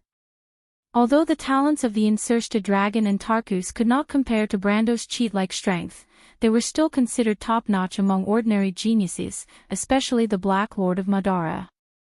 Although he was a spirit of the dead, he was only about the same age as Brando. As for Phoenix Fire, Brando felt that if it was not for the system's endorsement, he would have been left behind by her by dozens of streets. Before seeing these people, Bobin thought that he should have thrown away everything in the past. He had left Wone for 9 Phoenix, and left the land that he had always yearned for to come here for nearly half a century. Old Rosaline had helped him when he was at his lowest, and he had always thought that he would protect this somewhat ruined family because of this kindness. At least, that was how it seemed to him. Until 100 years later, he had guarded his own secret and left this world. But today, the young man standing in front of him seemed to have regained his desire for the truth. He knew that he did not have much time left, but for a moment, the thought of becoming a spirit of the dead had ignited in his heart. The shock in his heart did not come from Brando's strength and talent. It was his face. It was a typical face of the Erewhon people. He was slightly handsome, but next to the Enrich dragon and Tarkus, he was not worth mentioning. Everyone knew that the Enrich dragon was one of the 3 most handsome men in the Roman Empire, the other 2 being Tarkus and Ladios. Next to them, Brando seemed to be overshadowed. Mr. Bobin, the little girl beside this young man, should be the one that the ghost chariot is looking for. They should have an accomplice, but I don't know where he went. Lord Rosaline was not stupid.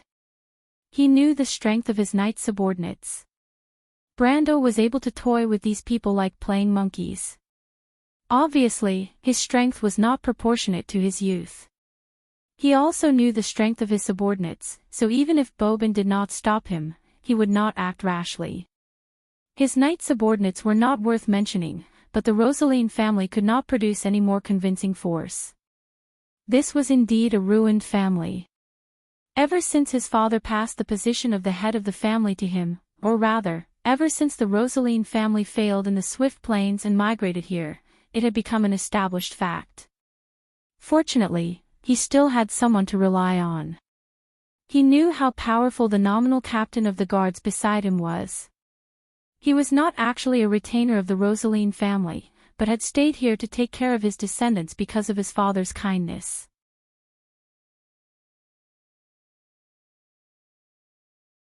Chapter 1232. Lord Rosaline had no idea how powerful the other party was, but he knew that the other party was very, very powerful. The knights under his command were no match for the other party. Otherwise, those lawless fellows would not have allowed such an outsider to be the captain of the guards for so long. He only remembered one time when he saw the other party attack. His most powerful knight couldn't even last one move against the other party. In fact, the other party only glanced at him casually, and that knight was defeated without a fight. From then on, he treated the guard captain as the guardian of the family. Not only did he treat him with the highest respect, but he was also on the same level as him in the castle. Fortunately, this person did not seem to care about fame and was loyal to the Rosaline family. Countless experiences had proven his reliability, and Lord Rosaline had always treated him as his last support. For example, in a situation like this, he had no choice but to let the other party attack. However, Bobin was hesitant. This lord's strength was very weak, and he might not know this, but he thought that his knight subordinates should know. He usually only displayed the strength of an end state, which was one's peak level of law. There was still a gap between him and the 9-headed phoenix's extreme power. If he wanted to fight with Brando, he would have to use the strength of an extreme state. Even so, he was worried that he might not be able to gain an advantage over the other party. However, this battle was inevitable. Bobin only hesitated for a moment before making up his mind. A thought that seemed to have been silent in his heart for decades rose uncontrollably at this moment. He turned around and said to Lord Rosaline, "The other party is very strong. You guys back off a little. I might have to go all out." Lord Rosaline's heart could not help but beat faster when he heard this. He subconsciously asked, "How strong is the other party? Are you confident? Should we just let it go? After all, we only agreed to help the ghost chariot find someone. Now that we have found him, the rest is up to the other party. There is no need for us to offend such a strong enemy." It wasn't that he was afraid of that young man, but he had always regarded Bobin as the family's barrier and was afraid that something would happen to him. Furthermore, the Rosaline family was about to return to the Swift Plains. Their enemies from the Swift Plains had already defeated the Rosaline family a few hundred years ago. Now, the disparity in strength between the two parties had grown even larger after the uneven development. The only reason he dared to make such a decision was because he had the backing of the other party. But Bobin looked at him and said, "Don't do anything superfluous, my lord. Besides, your knight is nothing in the eyes of the other side. He's not an enemy. I might be acquainted with that young man. Maybe he can help you. He's your friend." Lord Rosaline was elated. He knew how powerful Brando was.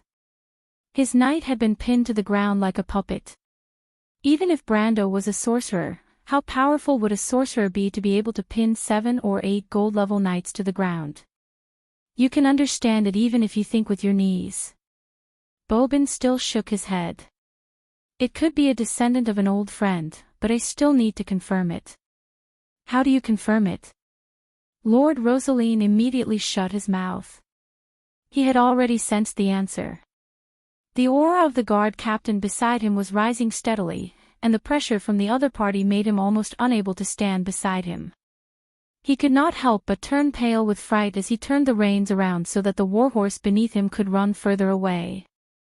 After running for more than 10 meters, Lord Rosaline finally felt that he could breathe again. He could not help but pant heavily as he looked in that direction with a pale face. Then, he realized that it was not only him. The few knight who had been following him had also been suppressed by Bobin's aura and had no choice but to run back. The leading knight looked even more shocked than him, as if he had lost his soul. He said to him in a daze, My lord, Mr. Bobin's strength, what's wrong with his strength?" Extreme strength. Lord Rosaline suddenly felt the world spin. Even though he was not strong and could not tell how terrifying Bobin's strength was, it did not prevent him from understanding who was at the peak of the 9 phoenixes and who the Rosaline family could not afford to offend. The most important thing was that all the families and lords who lived in the Swift Plains had to understand. There was a group of people who stood above the clouds in this world. Their name was the Extreme. The Extreme. The Extreme Plains. In this era, in this world, the peak of power for mortals. Brando had been on high alert for a long time. Regardless of whether it was the extreme or half a step to the extreme, they were all on the same level as him. He was actually a little careless, because he never expected that a mere Rosaline would have an extreme existence. It was no wonder that Xian and the scavengers had different tones when they talked about the guard captain. He thought that even if it was the extreme strength of an extreme elemental, the suppression of a gold-ranked expert would not be as severe as he had imagined. He might have an absolute advantage in a one-on-one fight, but it would be very difficult for him to fight one-on-one. At that time, he only thought that this middle-aged man called Bobin was in existence on the same level as Mr. Liu. If that was the case, a late elemental truth expert who was half a step to the peak of the law would be able to dominate a place like Rosaline. Even so, he felt that it was a little too abrupt. Lord Rosaline did not look like someone who could gain the favor of an elemental truth expert or above. He never expected the guard captain to be an extreme-level expert who was on the same level as him. He saw that the middle-aged man had a short conversation with the Lord of Rosaline. He saw that the other party could not help but look at him with a slightly fearful gaze. It seemed that the other party was confirming something. As for what he was confirming, it was obvious that he was confirming Phoenix was identity. Otherwise, the other party would not have mobilized so many people just because he had caused a ruckus in Storm Shadow. Even the Lord himself had appeared here personally, not to mention an extreme-level expert. Previously, when he had destroyed the Silver Queen's plan in the Empire had only mobilized an extreme-level expert. It was clear that extreme-level experts were not as common as cabbages in the fields. As expected, the middle-aged man raised his head after a short while. Then, Brando felt that he had been locked onto by the other party's mental probing. An inexplicable feeling swept across his body. Brando's heart skipped a beat, and he quickly retracted his aura. He vaguely felt that something was wrong. The other party had obviously used an ability similar to his in-depth analysis. It was a technique to probe the other party's level of strength. However, he actually felt that he had recognized the ability that the other party had used for a moment. That was the secret of the Erewhon royal family, the rarest move of the White Raven sword arts, mirror still water. Black Tea had this ability, and Brando had experienced it more than once when he had practiced with her. Moreover, other than Black Tea, Brando knew that there was another person who had often experimented with this technique on him.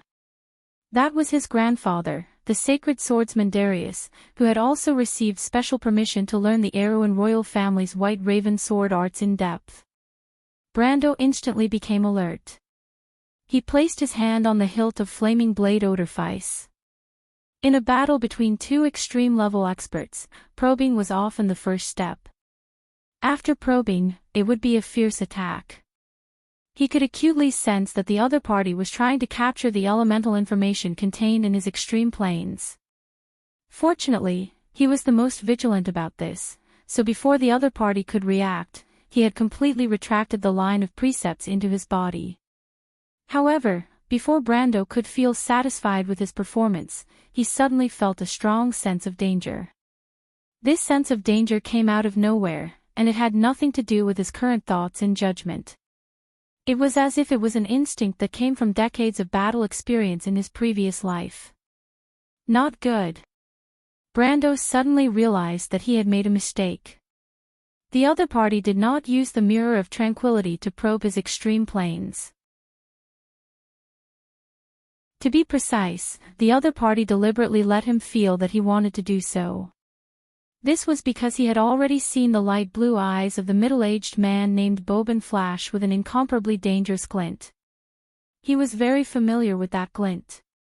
It was like the cold glint in the eyes of a hunter when he was hunting his prey. He wanted to trick him into retracting the line of precepts into his body. He wanted to attack. Brando felt his scalp tingle. He thought that he had been cautious enough, but he did not expect to teach the other party a lesson. Taking the initiative to withdraw the line of precepts meant that the other party could not detect the composition of his extreme planes.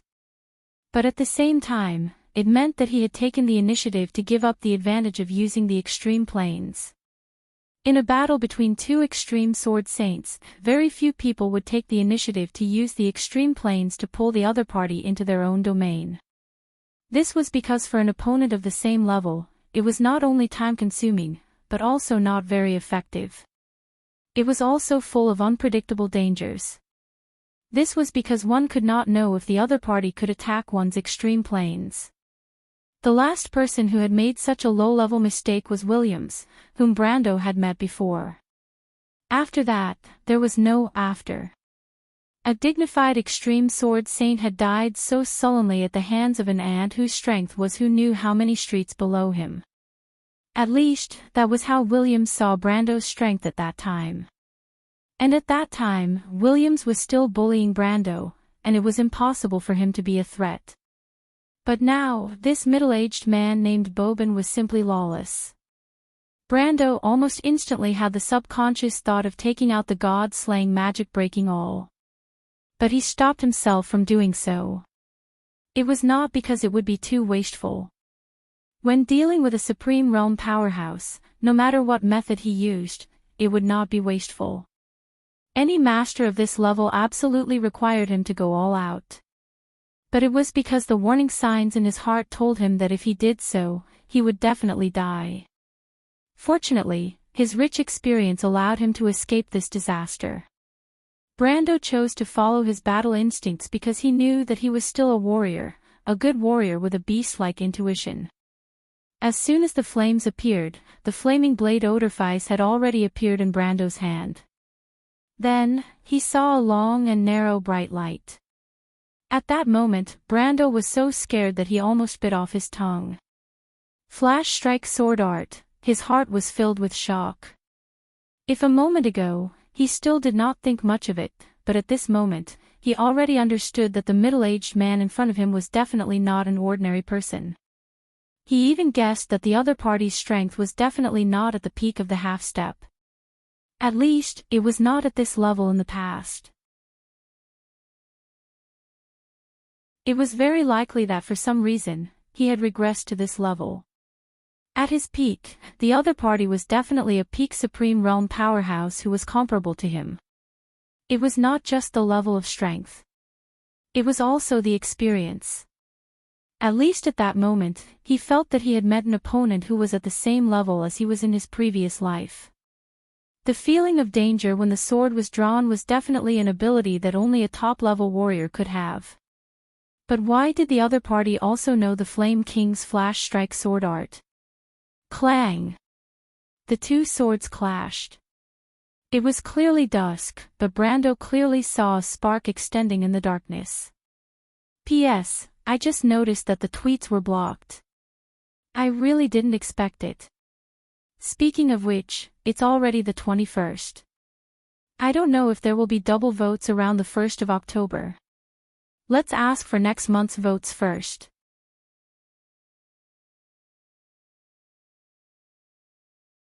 Chapter 1233. Flash Strike Sword Art. In terms of familiarity with Flash Strike sword art in this world, Brando wouldn't dare to say that he was one of the best, but he was definitely one of the best. His Flash Strike sword art was not complete, but the Cruz people had lost even more. The Cruz royal family had not produced a sword saint for many generations, and this sword art was only passed down in the Flame family knight regiment. Just like their pursuit of power, the dragons always like to reach the extreme in one direction, and as part of the dragon inheritance, the Flame King's Flash Strike sword art also had the characteristics of unparalleled destructive power and extreme speed. So in this world, the best way to deal with Flash Strike sword art was to use Flash Strike sword art to attack. Using speed to fight speed was the only way, and other sword arts were slightly inferior. Of course, this didn't mean that Flash Strike sword art was the strongest sword art in the world, but because of its own characteristics, once the opponent used Flash Strike sword art first, the best countermeasure was still Flash Strike sword art. Brendel's hand was almost at the position of the Flash Strike sword art, but his mind was like lightning, and in the end, he suppressed his almost instinctive thoughts. The Battle of the Flash Strike sword art was probably one of the most gorgeous swordsmanship duels in the world. It was indeed gorgeous, and he was confident that he could suppress the swordsman opposite him. The middle-aged man had given him a big surprise, but Brendel himself wasn't any worse. After a brief moment of surprise, he calmed down. Every step of his opponent's plan was calculated perfectly. Only the best warriors he had seen in his previous life would have such a keen sense of the battle. Unfortunately, God's plan was not as good as man's. His opponent had made a mistake in the end. He probably never thought that his opponent would also know Flash Strike sword art. Just like how Brando didn't expect him to know Flash Strike sword art. Brando took a step back. The flaming blade in his hand was whimpering softly, as if responding to the burning fighting spirit in his heart. When the light of the Flash Strike sword art lit up, the eyes of a little girl holding a long sword were reflecting the bright light of the sword. She was motionless as if she was enchanted. Although Huang Huo was born in the Nine Phoenix royal family, the Jade Phoenix clan had a strict upbringing. Coupled with the fact that she was the successor of the Jade Phoenix mage, she had never lived a luxurious life. At most, she had never had to worry about food or clothing. In her limited memories, in the first 10 years of her life, the only things that accompanied her the most were the ascetic cultivation and swordsmanship. The Nine Phoenixes established their country with swords. She had seen many genius swordsmen, legendary sword masters, and stunning swordsmanship. Most of her memories were of dazzling sword lights and sword shadows intertwining, weaving a dream that belonged to a young girl. She gripped the sword in her hand tightly. The dream in her heart was to reach the peak of this path. The apex of a swordsman. What kind of swordsmanship was the top swordsmanship in the world? The swordsmanship masters in the Nine Phoenix secret land often said that the skill was close to the Tao. Then what kind of swordsmanship could be called the Tao? Legend had it that the desert wind swordsmanship that she learned was a divine skill that was close to the Tao. After the Red Lotus Sword of Hellfire reached the 9th level, it could easily destroy the world. However, level 9 swordsmanship was only a legendary existence. The Nine Phoenix Empire had been established for thousands of years. Even the sages who stood in the clouds only had a few level 7 or level 8 swordsmanship that had been passed down for generations. Huang Hua often thought that the legendary Red Lotus Sword of Hellfire existed in the world of stagnation. What kind of existence was the strongest swordsmanship of the Desert Wind swordsmanship, which was called the Phoenix Technique? But at this moment, she suddenly understood something. There was such a swordsmanship in this world. It was as bright as light and as fast as lightning. It was clearly the first cry of the birth of the world. However, when the light came out of the box, what she saw was not the brilliance of the birth of all things, but a wild and unruly red flame that seemed to break free from all shackles. Once the flame burned, it pressed forward as if it was going to burn the earth. It was so resolute that it made people feel convinced. Just by looking at this sword, she could understand the spirit contained in this sword. It was indomitable, and it was only born to resist everything. This was the sword of a warrior. Huang Hua suddenly understood that she might never reach such a level in her life. The sword in her hand could not respond to the feelings in her heart. It was as if it was a dead object. She was already in the elemental realm, but the sword in her hand only had the nirvana flame of the desert wind lineage. She could not feel the existence of her own law. That was not her sword. It was not even her path. The little girl bit her moist lower lip tightly. Her eyes were bright and she did not say a word. She was even a little distracted. She could not help but think, if I was under this sword, how would I resist? How would Mr. Brando fight back under this sword? In contrast, the reactions of Insursta and Tarkus were much smaller. Although for them, the flash strike sword art was also a legendary thing, sometimes, when their thoughts were too complicated, the world they saw and the realizations they gained were much less. Although the flash strike sword art made them raise their eyebrows, the two of them, especially the former, were more concerned about Brando's reaction. They knew that the young Lord Erwin also knew the flash strike sword art. Sinclair stood in place. Such a battle had long exceeded the scope of his understanding. He did not understand, nor did he need to understand. He could only pray that the young man could withstand the attack of the guard Captain Bobin. He did not expect Brando to fight back. He had long known that the guard captain beside the Lord was powerful, but he did not expect him to be so powerful. He did not know what the flash strike sword art was, but that did not mean that he did not understand what the law of space meant. Seabass and the other knights' eyes widened. They were usually closer to the guard captain beside the Lord, including the dark-skinned young man. Most of them only knew Bobin as a taciturn, serious, and rigid man. He was loyal to the Rosaline family, but he rarely relied on his status to ask for anything. He was even more austere than most knights. He did not pursue pleasure, but he did not seem to be an ascetic swordsman. He lived in seclusion and did not have any requirements for power, money, or beauty. In the eyes of others, the guard captain could be regarded as a strange person. Like most of the knights in the manor, Seabass only knew that this mister was very strong, but as for how strong he was, he had only heard about it through hearsay. He had only heard bits and pieces of hearsay from the knights.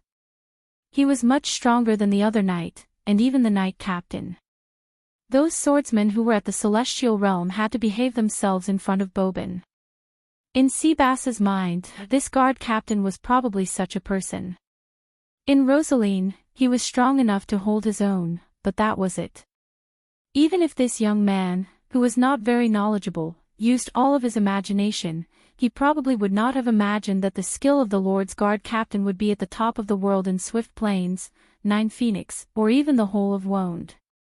Bobin's sword was not only reflected in Brando's eyes. The moment he drew his sword, he had also blinded the knight and the Rosaline Lord. Supreme Realm. The Supreme Realm. That person is dead for sure. Seabass felt that it was a pity. The other party had not even read Miss Delphine's letter. He did not know if his mission was completed. He did not know how to tell that beautiful and gentle lady about this. Could it be that the person you sent the letter to was killed by the Lord's Guard captain before he could read the letter? He then became nervous again. The diary was still on that person. He hoped that the Lord would not search his belongings. He did not know if Miss Delphine would be implicated. At this moment, he was not the most worried about himself. However, what Seabass was thinking at this moment was indeed what most people were thinking. That person is dead for sure. Rosaline's thoughts were even more complicated. He was more knowledgeable than Seabass, and the boundaries of his imagination were also wider. However, his greatest fantasies and expectations for the Rosaline family did not include the possibility of his guard captain suddenly becoming a supreme realm expert. He was both surprised and happy, but he could not help but worry. In his position, he had to consider the problem from another perspective. For such a person to hide his strength and stay in the Rosaline family, acting as if he had no desires, why? Was it really because of the favor that his father had given him? Would a supreme realm expert be lacking in such a small thing? These messy thoughts were mixed up in his mind, making him unable to pay attention to what was happening in front of him. It was only when one of his subordinates tugged at his sleeve, the knight did not dare to tug at the arm of their lord, that he reacted. He subconsciously asked, that person was defeated. Go and bring that little girl over. Remember, don't touch her. Her status is much higher than you guys. He said weakly, also, let Mr. Boban. No, I mean Master Boban, come over. I have something to say to him. Forget it. It's better if you guys take me to see him. My lord. The knight's voice was a little awkward. What are you waiting for? The Rosaline's lord could not help but feel a nameless anger rising in his heart. He really could not guess what his guard captain was planning. It seemed that the only thing worth the Rosaline family's attention was that thing. Ever since that thing had been discovered, whether it was the people from the ghost chariot or the people around him, they had all flocked over like sharks that had smelled blood. How could the small Rosaline family tolerate these gods?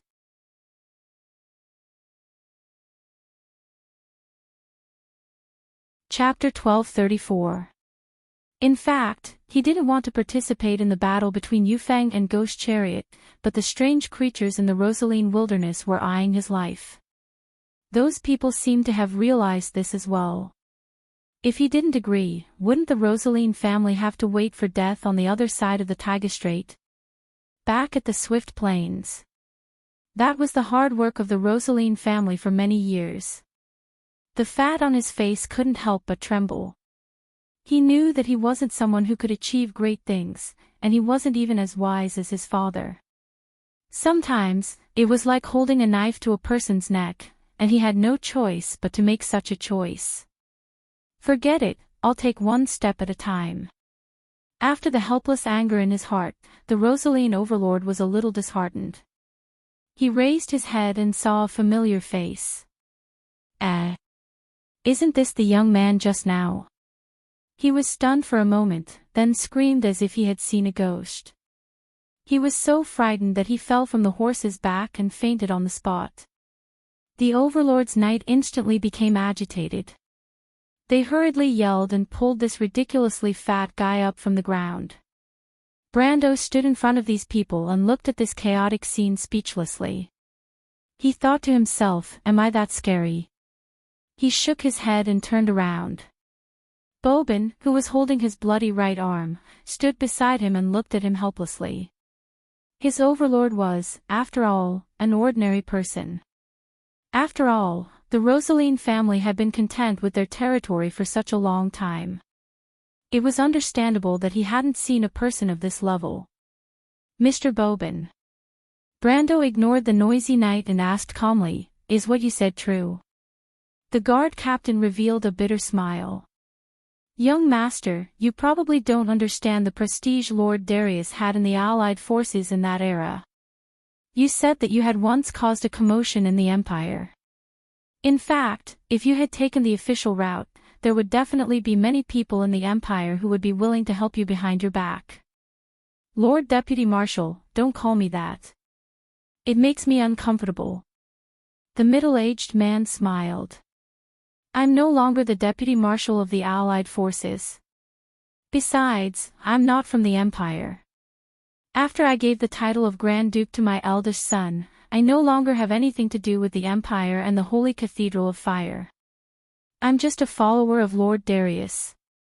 As his successor, you deserve to be addressed as such. Moreover, your strength is worthy of my recognition. Brando smiled bitterly. He never dreamed that this man would have such an identity. If the other party had not called out his identity at the last moment, he would have killed him with his sword. What he did not expect was that he would be able to fight against the Deputy Marshal of the Holy Cathedral of Fire's allied forces in Rosaline, which was tens of thousands of miles away from Wonde. In the Holy War half a century ago, the allied forces of the Holy Cathedral of Fire only had one commander, and that was Darius, his grandfather. Other than him, the person with the highest status in the allied forces should be the Silver Princess Constance, who was Darius's right-hand woman. However, the allied forces were made up of dozens of large and small duchies and kingdoms, including the connections between the different armies. Of course, it was impossible for these two people to support the entire command system. For the armies of this era, the Holy Cathedral of Fire also used a relatively backward system to ensure that there were no problems with the overall command and communication between the troops. That was to select a member of the royal family or a member of the most powerful family in a kingdom or dukedom who was outstanding in strength and prestige to serve as the secondary commander of these troops. Although this command system was backward and inefficient, it was surprisingly effective in ensuring communication between the armies. After all, under the rule of the Holy Cathedral of Fire, most of the nobles in the kingdoms had a harmonious relationship with each other, and most of them had private dealings with each other. Coupled with their own prestige in their own countries, they were able to suppress the voices and dissatisfaction of the armies sent out by their own countries. In this way, even though the command system was chaotic and complicated, Saint-Tassol and Fanzan were not much better in comparison. In a situation where everyone's movements were slow, they could just sit down and fight their own battles. After all, the nobles did not care how many people died. However, among these nominal commanders, not all of them were just nominal commanders. In fact, in the vast land under the rule of the Holy Cathedral of Fire, there had always been geniuses and strong people, regardless of the era. Outside of the Cruz Empire, there were also people who shone like new stars. His grandfather, Darius, was not an exception. Even within the Erewhon Empire, there was also Tolman, an anomaly. The kingdom of Erewhon had never been special in Wonde. Although it was the most dazzling jewel on the crown of the Holy Cathedral of Fire, under the rule of the Cruz Empire, there were also many duchies and kingdoms of various sizes. These duchies and kingdoms were all outstanding people, including the members of the royal family and the Grand Duke, and a total of more than 10 deputy marshals were chosen. And Boban was one of them. In fact, Brando was not unfamiliar with his original identity and name.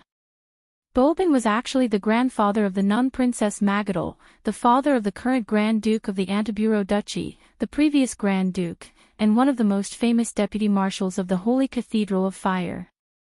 White Wolf Blademaster Blademaster Blademaster Blademaster Blademaster, the third strongest person in the Cruz Alliance. After hearing the other party's identity, Brendel couldn't help but break out in cold sweat. Fortunately, the other party left Vaunt disheartened because his grandfather was convicted for no reason. Coupled with the fact that his strength had decreased due to his injuries in the Holy War, if the other party was still at his peak. If he was still at his peak, Brendel might not be able to win against him. His current strength was much higher than the peak of the Supreme Realm, but on the basis of his understanding of the law of the sage domain. If it was just based on swordsmanship, Blademaster's flash strike sword art might have really made him suffer.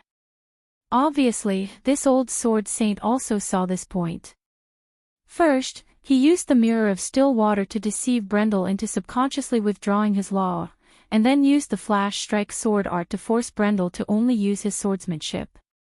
If not for his strong foundation and the fact that Blademaster's strength was not at his peak, the outcome of the battle would have been hard to predict. Fortunately, everything had been decided. Thinking of this, Brando suddenly vaguely felt something. He followed the gaze that fell on his face and saw the little girl named Huang Hua staring at him. Her black eyes were full of admiration. He was slightly stunned, as if he saw the battle between him and Blademaster from her eyes. It was a shocking battle between two swordsmanships. Perhaps it was a scene that could only be seen 1,000 years ago, but at this moment, it was repeated in this land so far away from Wonde. When Bobin's flash strike sword art was unsheathed, there was only a moment left for him to react. His choice was to retreat. But it was not just retreat. He took a step back, but left a phantom in place. The phantom's face was blurry, but its figure was exactly the same as him. Its 5 fingers were slightly open, and a long sword with golden flames flowing like a blazing flame appeared in its hand. It pulled the sword and drew a circle in the air. With a clang, it collided with Bobin's sword. This was the second sword. Brando seemed to be unable to resist and began to retreat. When Huang Hua saw this scene, she could not help but blurt out, but she immediately blushed and covered her mouth, realizing that she had lost her composure. The rigid education of the 9 Phoenix royal family made Huang Hua ashamed of her rudeness. This was not how a descendant of the Jade Phoenix should behave. It was just that. It was just that this sword was too wonderful. She was not talking about Brando's sword, but Bobin's sword. Bobin's flash strike sword art was like a raging wave, as if he had found a way to break through Brando's retreat. His sword was flat and vertical, simple and direct, but he did not give his opponent any chance to breathe. That was the fire of vengeance that burned out, unreasonably wild. But Huang Hua frowned at Brando's sword. She could not reach the peak of swordsmanship, but this did not mean that her understanding of swordsmanship was low. On the contrary, her knowledge and talent had long made her understand this battle better than most people present. Even Insershta and Tarkus were present. To be honest, Huang Hua was a little disappointed with Brando's swordsmanship. Although it was average and barely blocked Bobin's amazing swordsmanship, but that was it. If she continued to think like this, she could see that Brando would definitely not win. She clenched the sword in her hand, silently preparing to attack. Although such a battle was not something she could intervene in, the path of the Jade Phoenix did not abandon her allies and run away. But it was at this moment. A dazzling, verdant brilliance came into her eyes. It was Brando's second sword. This sword move had conquered everyone present. On the azure sword, the azure sea, the azure sky, the dream of Faya and Malurcha, and Miss Tada's lifelong wish were reflected. The azure sky was like a dream, the sea and the sky were a line. The phantom holding the frost chant Sinna and the phantom holding the flaming blade, one on the left and one on the right, attacked Bobin. The 2 sacred swords of completely opposite attributes intertwined with fire and ice, one blue and one red, like 2 jumping parallel lines. They appeared in front of everyone's eyes. The 2 swords intertwined, and it was as beautiful as an illusion. Bobin's expression changed. Very few people knew that there was once a swordsmanship in this world that was on par with the flash strike sword art. Its name, and its creator, had all disappeared from this world. Saint Soul, 9 luminary sword art. And at this moment Brando also smiled. Because he found that he had found a way to use these 7 sacred swords. Lord Wind Empress, thank you. P.S. Ambush may need to be written until 13, and continue to ask for monthly votes.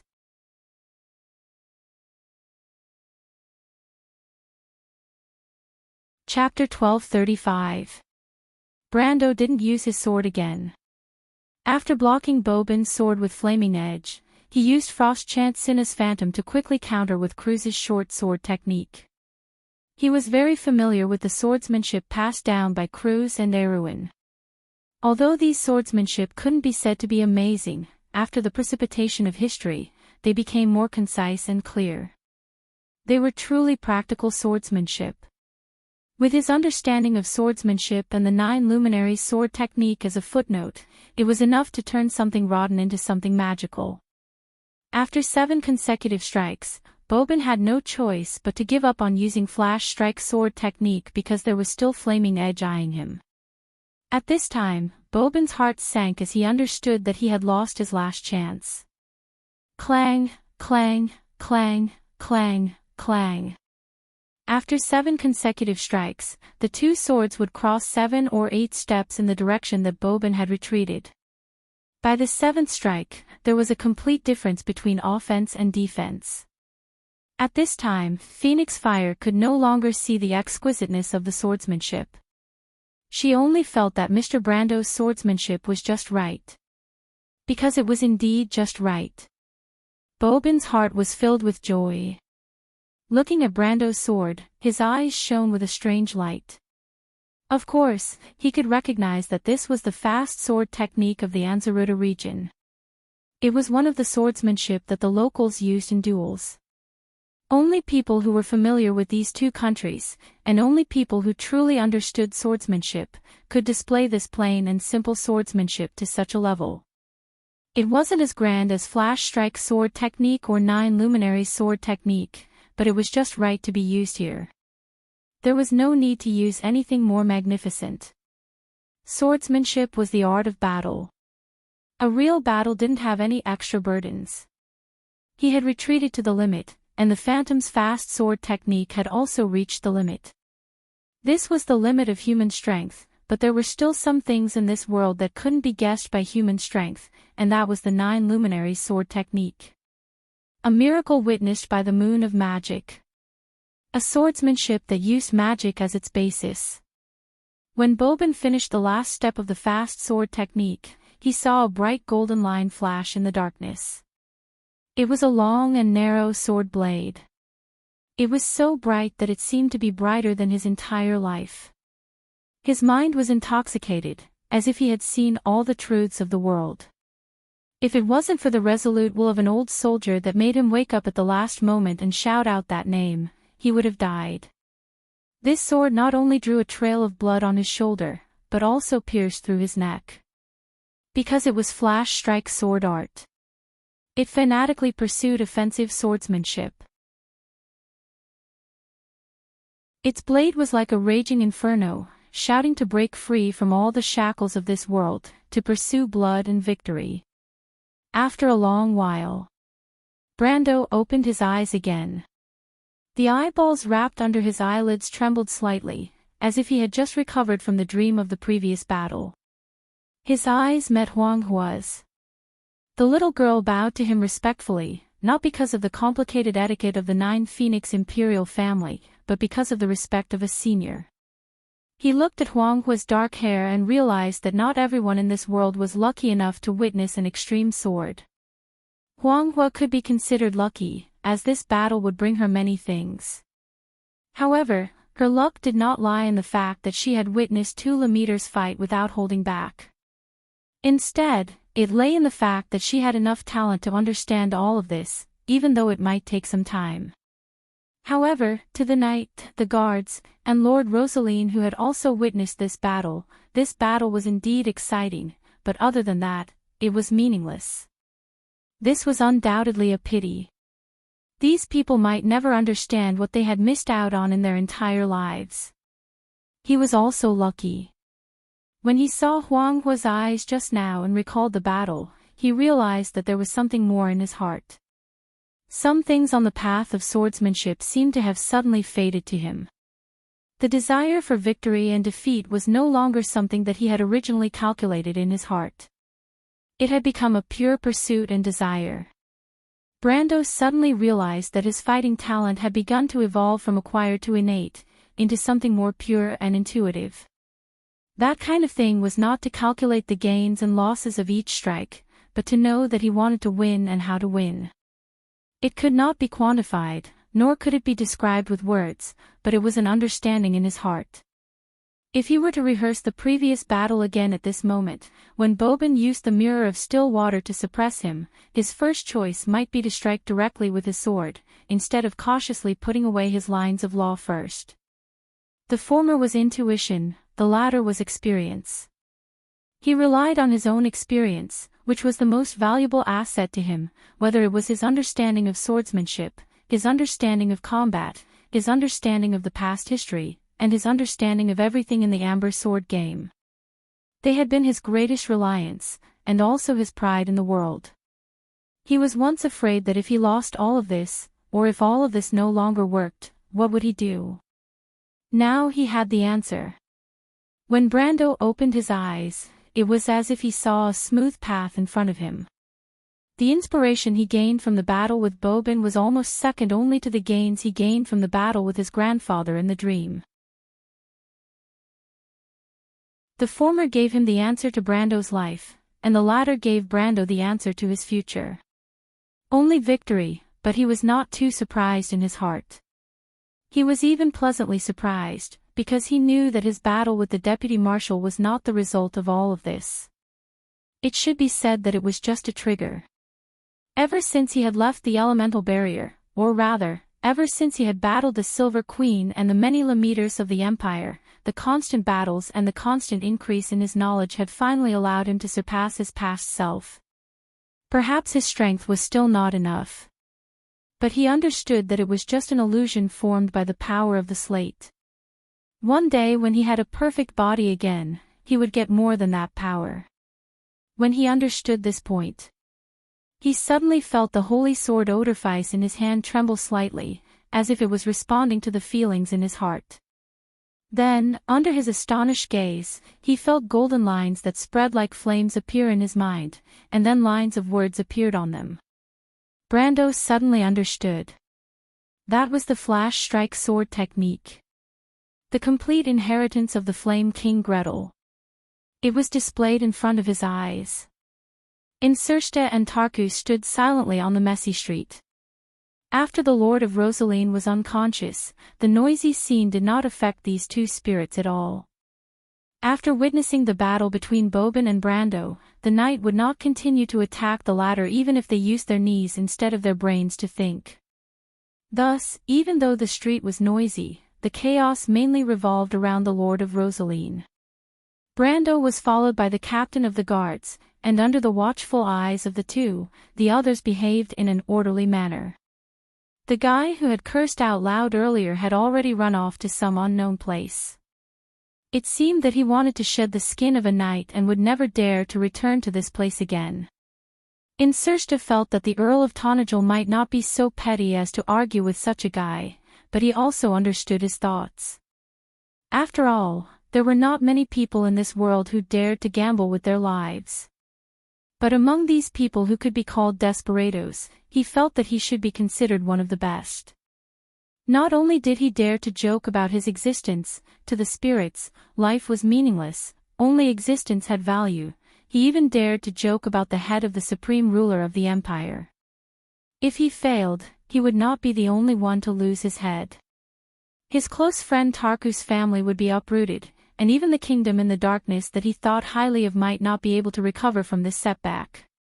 But there were always lunatics in this world. He was one, Tarkus was one, and he believed that Her Majesty was the same. He could see the insanity in the depths of her beautiful eyes.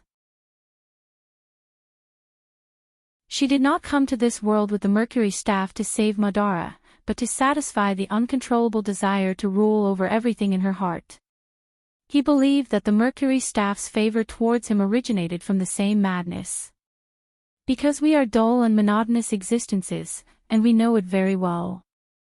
Although we try our best to avoid seeing it clearly, sometimes we have to admit that time and life have lost their meaning to us. Apart from a few fellows in Woolman who treat the hundreds of years of boring experiments as fun, most of us are crazy and prone to self-destruction. Lucien said. He was a little surprised by Lucien's words. Lucien nodded. It's just that this kind of destruction is rather special, obscure and difficult to be discovered by others. We wage war, not to fight for survival resources, but simply to prove the existence of the Empire.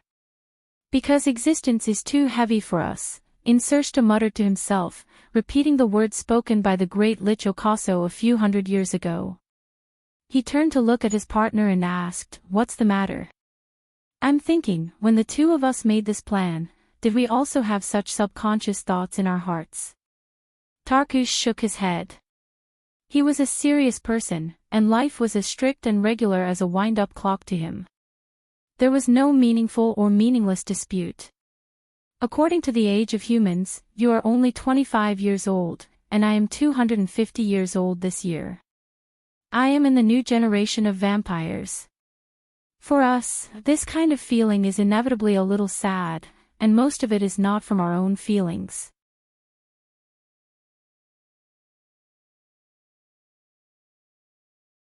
Chapter 1236. Insersta's mouth was wide open. He was almost stunned. My God, you actually spouted so much nonsense just to refute me. Should I feel honored or at a loss for what to do? It seems like this is the first time since I've met you. And my old friend, your words sound a little like the 9 phoenixes. I didn't know you had the gift of a linguist. Tarkus glanced at him. I always have, you just didn't notice. Before my 100th birthday, I always thought I would become a scholar. The poor Black Lord rolled his eyes. Then what do you say we do? He pointed at Brando, and then at Bobin who was next to him. That's Brando. You know who he is, the mighty lord of the Antiburo Principality. My God, if we bring these two back to the realm of eternal death, we'll be waiting for His Majesty to chop off our heads. Tarkus, however, looked in that direction and remained silent. Take one step at a time, he replied. That doesn't sound like something you would say, Tarkus. It doesn't sound like it, Tarkus replied, because it is. For the first time, Insersta discovered that his friend actually had a talent for humor, although he probably didn't think so himself. Now he was beginning to admit that Tarkus did indeed have the potential to become a scholar, because they were both neurotic, in his opinion. But that was of no use. 5th column, 7th line, 8th line, Delphian struggled to prop herself up on the ladder. Her face was as white as a thin sheet of paper, and sweat poured down like rain, densely covering her almost transparent skin. But she was careful not to let a single drop of sweat stain the bookshelf. That would be a fatal mistake, and absolutely could not be allowed. Her gaze rested on one of the books. The bookshelf had traces of frequent looting, and the gilded title on the thick book spine was very ordinary. It was the genealogy of the Rosalinds. At a glance, such a book seemed to have the value of being frequently looted. Some nobles liked to reminisce about their family's history. The more glorious the family's past, the more bleak the present, the more they liked it. The Rosalind seemed to fit this pattern, but Delphine's intuition told her that she had guessed correctly. She took a light breath and retracted her hand. She wiped the fine layer of sweat on her pure white wrist and palm with her skirt. This extremely rude action was something that she would never do on a normal day. That was something that only servants would do. But people were not born vulgar. Of course, it was the same for nobility. The Prime Minister's daughter wanted to prove this right now. After carefully wiping off her sweat, she moved the ladder closer and reached for the book in the corner of the bookshelf. Carefully, she tried to take out the book the way its original owner had taken it out. 5th column, 8th line, History of the Rosaline Family, page 332, 3rd paragraph, between the 7th and 18th sentences, you found it very accurately, an abrupt voice suddenly rang out behind Delphian. It was a somewhat gentle voice, like a gentleman's careful voice, afraid of scaring her. But Delphian, who was highly strung up, was so frightened that she trembled. The thick book in her hand fell out of her hand and landed heavily on the thick carpet. She missed a step and fell backward. She screamed and fell from the air. She could not help but close her eyes. She remembered that there was a small table behind her. If she fell on it, she would most likely die. Countless complicated thoughts rushed out of her mind. She did not expect to fall short of success in the end. Perhaps it was just like what his grandfather had said about him. He was still too simple-minded and paranoid about this world. Martha had taught him this answer one by one, but in the end, he still ignored all of it. What she thought of was not hatred, nor was it the empire burning in flames and the dying Silver Queen. In the chaotic illusion before her eyes, she saw the bright afternoon sun. She saw her grandfather's carriage slowly driving along the rose path into the green courtyard. Under the huge willow tree of the Nidevan family, the old man's figure became more and more crooked. The era of the giants had finally come to an end. After the Supreme of the Empire had obtained everything he needed, his daughter began to strip away the glory of this ancient family. She wanted revenge. For her grandfather, for her father, she wanted to take back the glory of the Nidevan family. She suddenly remembered the question Elman had asked her on a warm summer night when she and Elman were hugging by the side of the Lovers' River in the imperial capital. "Delphian, tell me. Do you care about my identity and the family behind me, or do you care about me?" She remembered laughing at the time because that question was laughable. She remembered looking at that silly fellow with a teasing gaze. "Elman, how can you be so naive? Are there any other things besides politics and the imperial capital's noble circle? I love you, and I care about your family and your identity. If you were just a lowly person, I wouldn't be with you." Elman did not say anything at that time, as if he had silently agreed. Delphian suddenly felt a little disappointed. She suddenly realized that her love and hate were mixed with something that should not have been there. But when she came back to her senses, she found that she was not in Elman's warm embrace, but in the embrace of a stranger. The man looked at her with a smile. His hands wrapped around her ankles and shoulders and held her from behind. Before she could react, he placed her on the ground politely. She was barefoot, and she could feel the thick handmade carpet tickling her soles. "It's too abrupt, but I can't help but like to show off. Bad habits are hard to change." The man looked at her. His black eyes were like two bright black gems. His long hair was draped over his shoulders. His appearance was somewhat feminine, but it definitely wouldn't make people think that he was feminine. He smiled at Delphian and said, "If I scared Miss Delphian, please forgive me." "Fang Chi." Delphian leaned against the bookshelf, her face pale. She trembled slightly as she asked, "When did you come in?" She immediately realized that she had asked a stupid question. Her face darkened as she changed the topic. "Were you the one behind the voice at that time as well?" It only took a moment for her to realize what was going on. The voice she heard in her dreams when she was unconscious was this man's voice. It was completely different from his usual voice when he talked to Lord Rosaline, but now it was obvious. She was not stupid. She knew that she had been tricked. "Lord Rosaline is too wary of us. I just needed someone who was less wary of him to explore his secrets. But the price of buying someone is too high. The people around him are either too mediocre, or too difficult to make a move on." Fang Chi did not hide from Delphian's accusation. He crossed his arms and shrugged, "Only Miss Delphian has an interesting experience." I believe I didn't force you to do anything." Delphian's expression changed.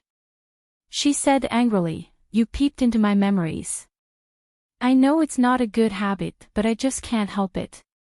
I'm sorry, I hope you can forgive me." Fang Chi scratched his head awkwardly, "But you're a clean girl, and I didn't see anything unnecessary. You have to believe me. And the details of your life don't exist on the surface of your consciousness. You should understand what I mean." Delphian's face was ashen. She gritted her teeth and glared at him. Just as she was about to explode, the man seemed to realize that he had gone too far. He quickly shut his mouth and changed his words. I'm sorry, but I have to explain myself. After all, this is related to my reputation. Shut up, the Prime Minister's daughter squeezed out the 2 words from between her teeth. Okay, Miss Delphian. Please calm down. I'll listen to your orders. The man immediately raised his hands and said, but I believe we still have a common topic.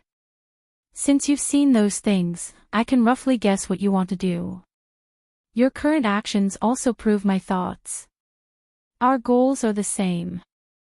Delphian was silent for a moment. She wanted to explode, but she suppressed her impulse and asked coldly, what do you want to do? Feng Qi walked past her and bent down to pick up the book from the ground. He flipped through the pages and then closed the book. He looked up and said to her, Miss Delphian, your help to us ends here.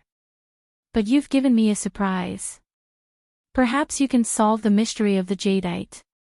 You want me to solve the mystery of the jadeite? Why should I?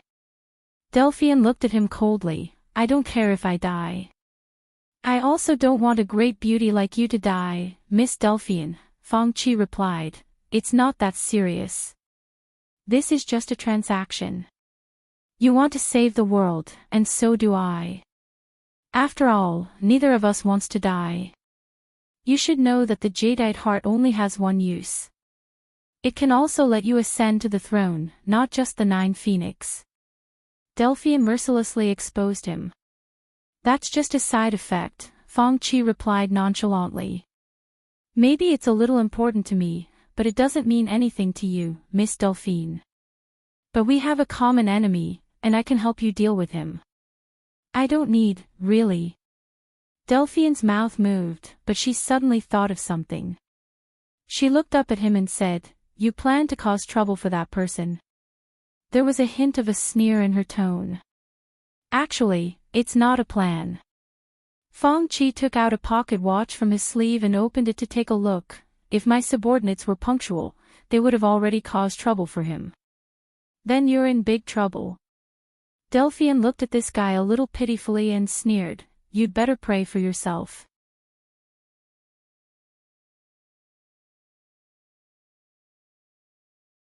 Chapter 1237. After much effort, Lord Rosaline slowly regained consciousness. The first thing he did when he woke up was to get the knight to support him as he walked towards Brando with a complicated expression. His fat body trembled as he prostrated himself respectfully, intending to kiss Brando's boots to ask for forgiveness. He could not care less about the Rosaline family's dignity and his dignity at this moment. Of course, the Lord thought that this was nothing in front of the young man in front of him. He was not the most outstanding of the Rosaline family masters, but at least he was not stupid. Even though he had been frightened previously, he understood everything at this moment. Regardless of whether it was his guard captain or the young man in front of him, according to the saying of the 9 Phoenix region, they were legendary existences above the clouds. To these people, as long as the Rosaline family did not want to be removed from the swift plains, they could not afford to offend them. He was full of regret. He had agreed to work with the ghost chariot, thinking that they would protect him. He had thought so too. In a place like the Swift Plains, where the Emperor was far away, even the 9 Phoenix royal family could not do anything to him. After all, the extreme sword masters of the Jade Phoenix bloodline would not easily leave the country. Those people still had to guard against the ghost chariot sword masters from ambushing them outside the country's borders. Gaining the favor of the ghost chariot on this piece of land was a great thing for the Rosaline family. However, he did not expect that without foresight, there would be immediate trouble. The 9 Phoenix royal family had not made any moves, but he had kicked an iron plate in his own territory. Looking at the 2 people in front of him, the Lord of Rosaline had mixed feelings. Although one of them was his guard captain, or rather, the former guard captain, his mind was not muddled. His heart was as clear as a mirror, and he knew that a person like Boban would definitely not be willing to stay in a small place like Rosaline. Before his identity was exposed, he might have been able to conceal his identity and act as the guard captain of his family, but after he revealed his true strength, a place like Rosaline would no longer be able to keep him. Even if he really did stay here, it would be meaningless. Instead, he would bring unnecessary trouble to his family. Not to mention his family that had long since lost its glory. Even the famous families on the Swift Plains might not be able to provide him with a stage to perform. That was not a game that the Rosalines could participate in. His mind was clear, and he did not harbor such delusions. Although he had been suspicious of why the other party would hide in the Rosaline family, perhaps for the secret of his family, or for some other reason, it was no longer important at this moment. The most important thing was that as a smart person, he had to understand his current situation at all times. This was what the previous head of Rosaline's family, who was also his father, had taught him. Even though he was already over 50 years old, he still remembered this lesson with trepidation. He remembered that his father was the most outstanding patriarch of the Rosaline family in the past few generations. He was far from his father's level, but at least his father had one good point, which was that he knew his place. At this moment, he could no longer care about Ghost Chariot's favor. If he did not do so, there would be no future for him. This Rosaline leader did not understand Brando, and neither did Blanche. He watched as the leader that he had brought up trembled as he knelt down and lowered his head to kiss the dust on Brando's boots. His expression did not change. He was not a cold-blooded person, but he was once the ruler of a country, and he no longer had such naive thoughts. He understood that if the other party wanted to survive in a chaotic place like Swift Plains, this was the attitude that the weaker party had to take. This had nothing to do with dignity, because when one lacked the necessary strength, it was actually superfluous and might even be harmful. Just like what the Rosaline leader had thought, since he had already revealed the power of an ultimate grade Grand Sword Master, he could no longer stay in this place. He had to leave eventually and could no longer protect this broken family left behind by the previous leader. After he left, the other party would have to rely on his own power to survive in Swift Plains. The Nine Phoenix might not be a world where the strong were respected, but in Swift Plains, this kind of thinking was very popular. Blanche had been immersed in this culture for decades, so he was more or less influenced by this kind of thinking. However, Brando did not necessarily agree, especially when he saw this fat fellow like a ball crawling down in front of him and kissing his boots. Whether it was mentally or physically, he could not take it. With a lift of his hand, 3 silver lines appeared out of thin air and held the leader up. "No need, I am not that petty." Brando looked at the other party and replied. The leader of Rosaline raised his head to look at him in shock, and at the same time, he looked at Blanche who was beside him. Blanche nodded at him and replied, "Just listen to Mr. Brando. He is the descendant of an old friend of mine, so he will not make things difficult for you." The leader of Rosaline's expression changed before he finally heaved a sigh of relief. He looked at Brando, then at his guard captain, and his heart was filled with regret.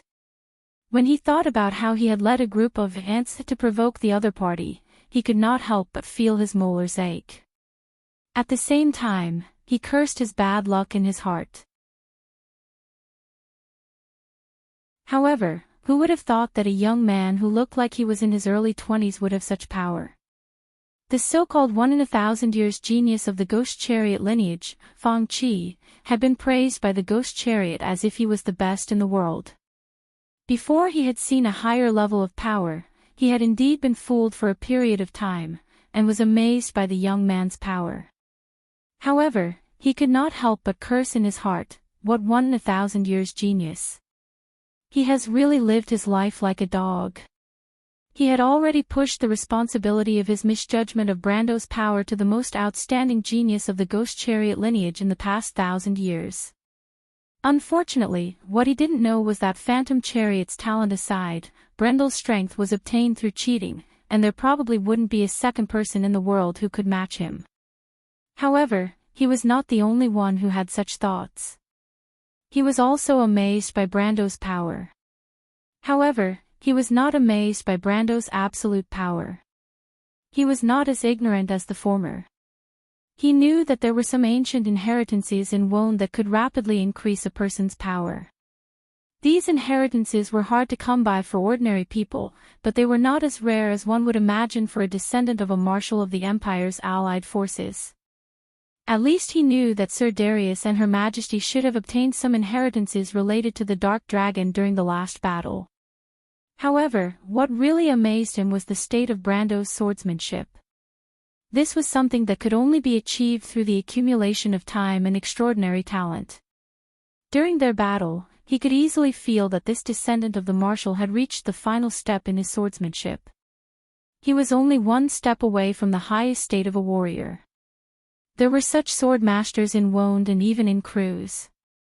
At least, as far as he knew, there were a few within the Empire. However, there was no one like Brando who was only 20 years old or even 50 years old. Regarding a freak like Brando could only sigh in his heart. No wonder he had the monstrous bloodline of the Darius family.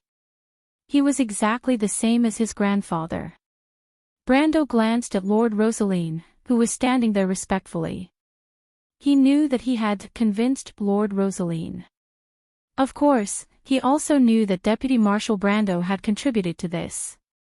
Even though he wasn't sure what Lord Rosaline's attitude was, at least for now, he should be considered friendly. He turned back to look at Huanghua. The little girl was also staring at him with a hint of anticipation in her dark eyes. Brando knew what the princess of the Nine Phoenix royal family wanted him to ask, so he nodded.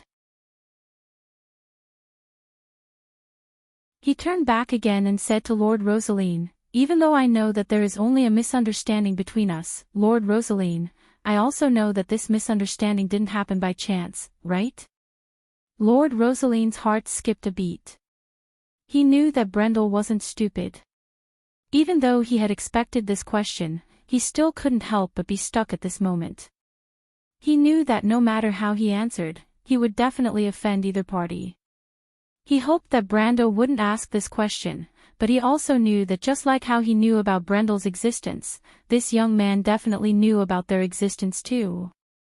To be honest, he was more unwilling to offend Ghost Chariot because the Rosaline family had to establish themselves in the Swift Plains. Even if this young man agreed to protect him, he couldn't possibly stay here all the time. However, Ghost Chariot's lineage had been rooted here for many years, and its sphere of influence had long been deeply rooted. Anyone who wanted to make a living on this land would never choose to offend Ghost Chariot. More realistically, if he dared to say no, he felt that the Rosaline family would disappear even further. That young man seemed to be easy to talk to, but who knew if his sword was just as easy to talk to? He might still have the compassion and benevolence of a young man, but that didn't mean that he was a fool. He said dryly, then he saw something in the eyes of his former guard captain and stammered, "Yes. Yes, in other words, you and your knight are looking for trouble with me not because I caused trouble in Urin this afternoon, but because of another reason, right?" This.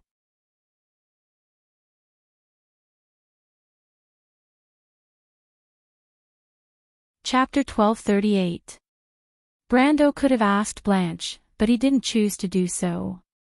Although he didn't know why the vice-marshal was here, he could tell from his attitude towards the lord that he had some feelings for this place. He felt that if he were to ask, the other party might give him the real answer. However, that would seem like a betrayal to the Rosaline family. Perhaps the other party would not be calculative on account of his grandfather, but Linley did not want to owe the other party a favor. Besides, he didn't think that he wouldn't be able to convince the lord who didn't seem like a tough nut to crack. "I heard what you said just now, Lord," Brendel reminded him. "What? What did I say?" "You intend to let your knight attack Phoenixwa. As a lord, you won't be calculative with a little girl over such a small matter, right?" All right, Lord, I want to hear the truth. You don't have to worry about anyone finding trouble for you. With me here, no one will dare to attack you. Indeed, it's here. The Rosaline Lord couldn't help but laugh bitterly. If possible, he was willing to believe that this young man had the ability, but he obviously couldn't stay in the Swift Plains forever. He could protect himself for a while, but could he protect the Rosaline family forever? But he knew that he had to make a choice. It depended on whether the Rosaline family would be finished now or after this incident. The latter might still have a chance to turn things around, but it would inevitably be like drinking poison to quench one's thirst. Brando obviously understood the hesitation in the Rosaline Lord's heart. Just as he was about to add more to shake the Lord's resolve, Phoenix was suddenly spoke. My lord, the ghost chariot isn't your only choice. In the history of the Nine Phoenix, they are just a bunch of losers. The Nine Phoenix welcomes all law-abiding people, and the Rosaline family doesn't have to stay in the Swift Plains. The little girl, who had always been taciturn and courteous, spoke to the Lord of Rosaline and everyone present with a serious expression. My lord, your family has left Swift Plains for decades. Why don't you choose a brighter path instead of staying here with the anomalies? Be it for the sake of your family or your people. Are you not willing to see the Rosaline family prosper in your hands? This. Lord Rosaline was completely dumbfounded. He was still unsure of this little girl's true identity. Although Ghost Chariot's people had told him that she was a direct descendant of the Jade Phoenix bloodline of the Nine Phoenix royal family, there were many direct descendants of the Jade Phoenix bloodline, and very few people could say such a thing. Moreover, she was just a little girl. No matter how he looked at it, it was impossible for her to be the Nine Phoenix Crown Princess. If she was really the Nine Phoenix Crown Princess, he wouldn't dare to cause trouble for Huang Hui even if he had 100 guts. It was a pity that Lord Rosaline didn't expect Huang Hui's identity to be much nobler than he had imagined. In the Nine Phoenix Kingdom, the position of the Crown Princess wasn't fixed, but there were only a few Jade Phoenix mages descendants in history. The former only required qualifications, while the latter required a special bloodline. Trust her. She can be responsible for her words, Brando said to him. However, he also looked at Huang Hui strangely. Of course, he could tell that the mountain of flesh in front of him was tempted. The little girl's words seemed to have scratched the itch in his heart at the right time. The Lord was already wavering, and it was only a matter of time before he changed sides. In fact, Huang Hui didn't promise much, and she didn't make any promises. Brando didn't expect this little girl, who looked a little silly and innocent, to be able to say such rigorous and watertight words with a straight face. He walked to her side. Huang Hui bowed slightly to him and explained softly, Mr. Brando, you don't have to be surprised. After all, Huang Hui is also a member of the Nine Phoenix royal family. I will also learn what my brothers and sisters want to learn. No, Brando replied, but you are only 10 years old, right? In the Nine Phoenix, Huang Hui has always been a little smarter than the others. The little girl smiled and replied cheekily, but in front of Mr. Brando, she is far inferior. Brando looked at her with some surprise. He seemed to have guessed something from her words. You want to learn swordsmanship from me? Huang Hui shook her head. After watching the battle between you and that person, Huang Hui understood that it is impossible for Huang Hui to go too far on the path of swordsmanship. Hearing what she said, Brando's eyes flashed with a strange light. You can see that too. I don't know if it's right or wrong, but I have this idea in my heart. Brando couldn't help but gasp. This little girl's talent was too terrifying. She could even sense such things with her intuition. It was simply incredible. He once thought that it was ridiculous enough that he had the system, but compared to this little girl, it seemed to be nothing. After all, the system could only help him in terms of absolute strength. After reaching the supreme state, the only thing left to help him was to digitize this world. However, Huang Hui's talent could help her continue on this path. She might be slower than him at the beginning, but after reaching a certain level, she would be well prepared. She might even break through all the way to the true perfect body. Why is there such a person in this world? Brando couldn't help but feel a throbbing in his heart. Huang Hua didn't belong to this era. Her era obviously wouldn't come until she fully grew up. In the Amber Sword, that should be at least after the year of the Starfire. When she started on this path, wouldn't it be after the twilight of the game? Then how many people like Huang Hua were there in this world? Was she still immortal? Brando frowned as he looked at Huang Hua. He vaguely saw something in her. If her potential represented the future of the Iron Folk, then perhaps Martha's plan was not impossible. At this moment, he suddenly understood why he was thrown into this place after passing through the space-time rift, and why he suddenly met these people and a somewhat strange little girl like Huang Hua. Perhaps this was not a coincidence. Actually, I'm not a swordsman, Huang Hua. Just when Huang Hua was a little uncomfortable under his gaze, Brando suddenly let out a long breath and said, I'm a warrior. Mr. Brando is not a swordsman. Huang Hua asked with some surprise, but Mr. Brando's sword is obviously the ultimate sword. It's not that a warrior can't use a sword, but it's not only the sword saint who uses a sword, Brando replied. Swordsmen always rely on their swords, but as a warrior, you can only rely on your own heart that has experienced hundreds of battles. That is a path that is carved out from the slaughter of beasts. Without experiencing hundreds of deaths, you will never understand it. Teacher, Huang Hua is willing to learn the way of the warrior. Huang Hua's eyes lit up slightly. Nirvana after 100 deaths, isn't this the way of the Jade Phoenix? She had a faint premonition in her heart, as if this was the path that belonged to her. Brando did not answer her directly. He just smiled and patted her on the head. I can't always stay in Nine Phoenix. Huang Hua, as the successor of the Jade Phoenix, you can't go to Erewhon with me. On the way to Green Jade Hill, let's see how much you can learn. Huang Hua shook her head and respectfully bowed to him as a disciple. She said, once a teacher, always a father. I don't dare to go against this principle. Everyone liked obedient students, and Brando was naturally the same. He was very satisfied with Huang Hua's attitude. At this moment, he could not help but think of Heroes, who was far away in Erewhon. Both of his students could be said to be excellent, but it was a pity that he was not a wizard. He and the little prince were teacher and student in name, but they were not teachers and students. In fact, when he returned to Erewhon, he planned to let Senior teach the little prince. In terms of familiarity with black magic, Senior was one of the best in the whole of Erewhon, even though she was only an elementalist in her previous life.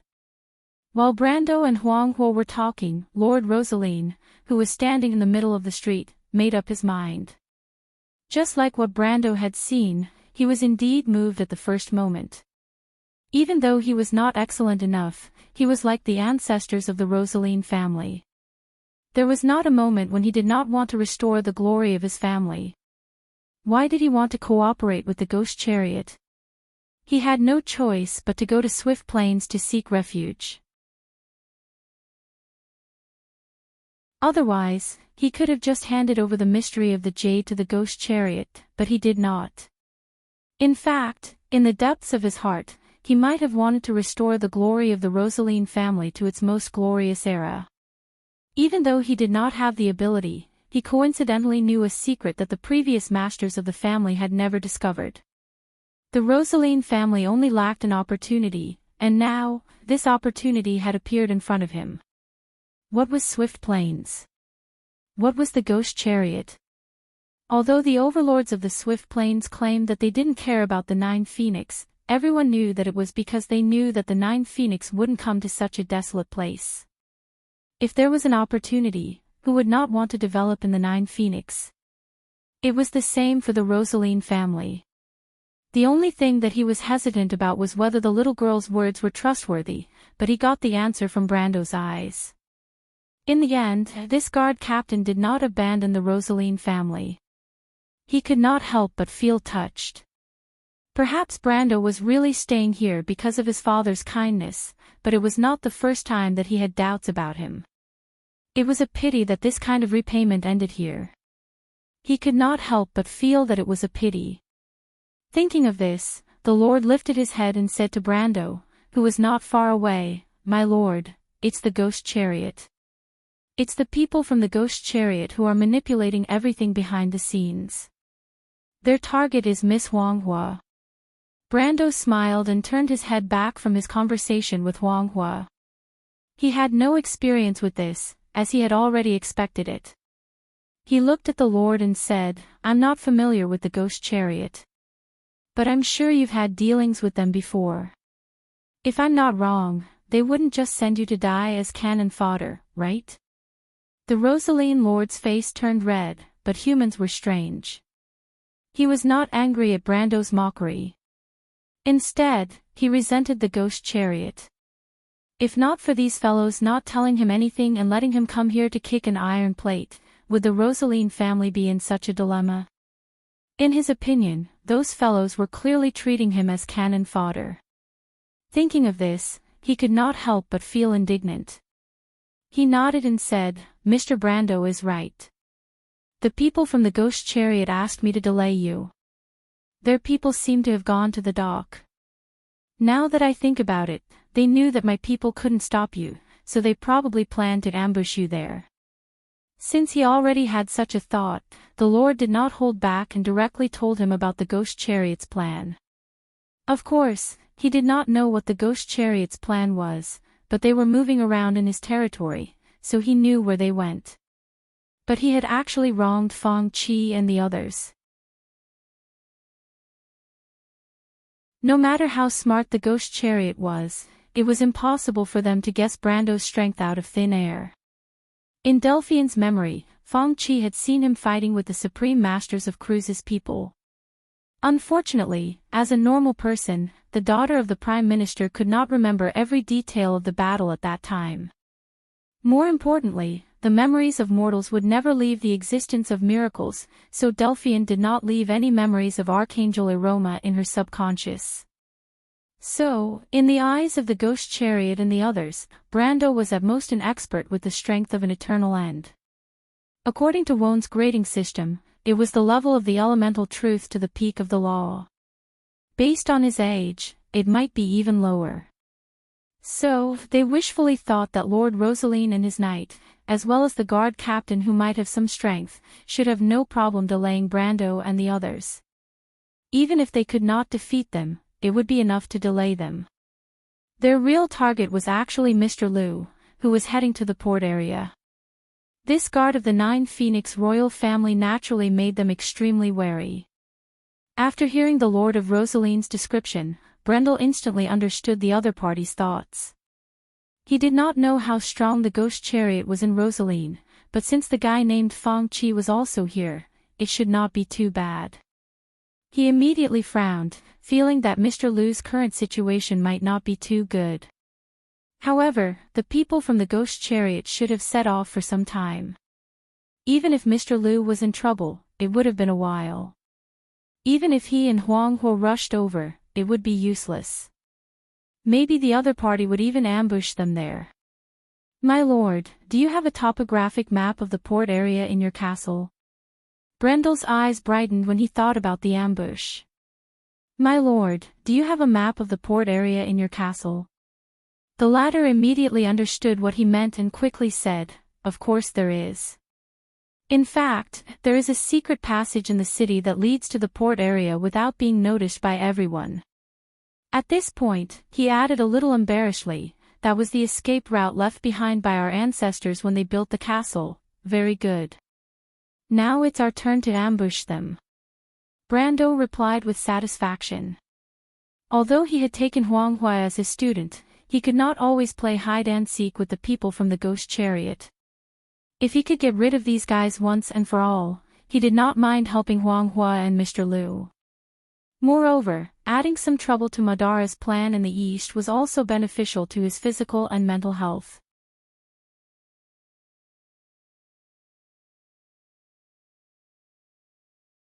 Chapter 1239. After completely siding with the Nine Phoenix royal family, Rosaline no longer held back. He immediately ordered his subordinates to return to the castle to retrieve the distribution map of Rosaline's establishment. To be on the safe side, he also ordered Kasaf, the captain of the night team that Brando had met earlier at the Kiwzongs River. He was one of the last knights to arrive.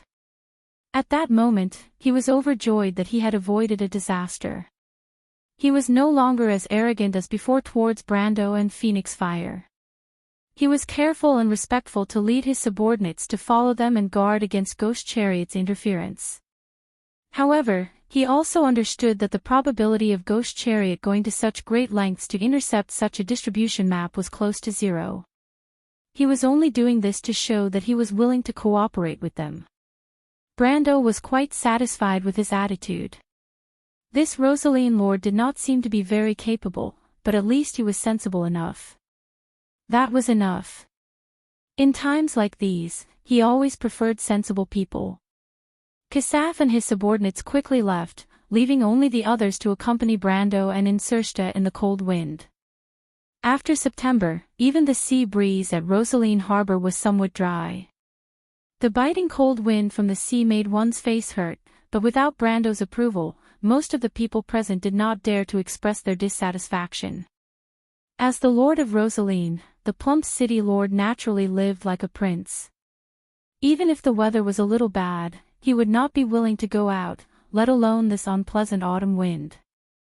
But at this moment, his expression seemed to be one of joy. To be able to chat with Brendel, or rather, to be able to answer Brendel's questions, was enough to make him feel extremely honored. Speaking of which, not to mention Rosaline, even in the swift plains, how many people could converse with the celestial beings above the clouds at any time? Because of Lord Rosaline's attitude, Brando quickly understood the situation here. With Deputy Marshal Brando's occasional confirmation, he roughly grasped the cooperation between Ghost Chariot and the people here. Just as he had expected, the Ghost Chariot was the most powerful force in the swift plains, but their cooperation with Lord Rosaline was not as straightforward as he had imagined. Normally, as the more powerful party, the Ghost Chariot would rarely exchange any meaningful opinions with Rosaline. Most of the time, it was a one-sided order. This was because the Rosaline family needed their protection. Since they needed help and were far weaker than the other party, there was no need to talk about cooperation. This was a very normal thing.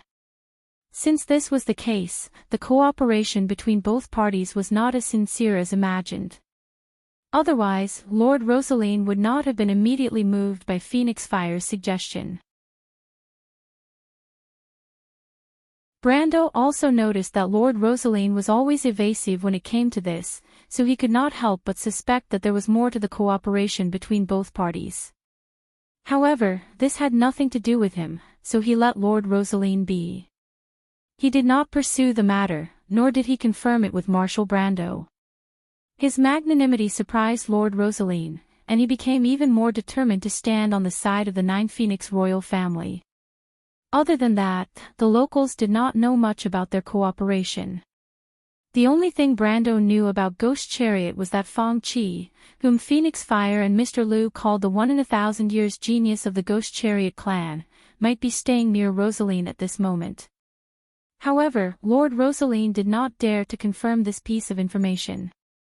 However, Huang Hua had told him that Fong Chi was one of the core members of the Ghost Chariot, so he might have two elders accompanying him at all times. Lu Yin asked about the strength of these Ghost Chariot elders and learned that they were about the same level as Mr. Bobin, which meant that they were half a Lameter. Of course, their battle experience was far inferior to the veterans of the November War. Brando was known as the White Wolf of the Far region. 60 years ago, his swordsmanship had reached perfection, and he was the strongest existence among the 12 deputy marshals. Even if the other party still had strength on the surface, according to Brendel's attitude of being lenient to the enemy, he should have no problem dealing with the Ghost Chariot with the help of the Great Elder, or even a genuine Supreme Class expert. Almost a quarter of an hour had passed during the conversation, but the knights still needed some time to reach the castle. During Brando's conversation with Lord Rosaline, he noticed more than once that the young man named Seabass, the adopted son of Na Axayan, wanted to come to his side a few times. However, he seemed to be hesitant and did not dare to come over in the end. However, his actions attracted Brando's attention.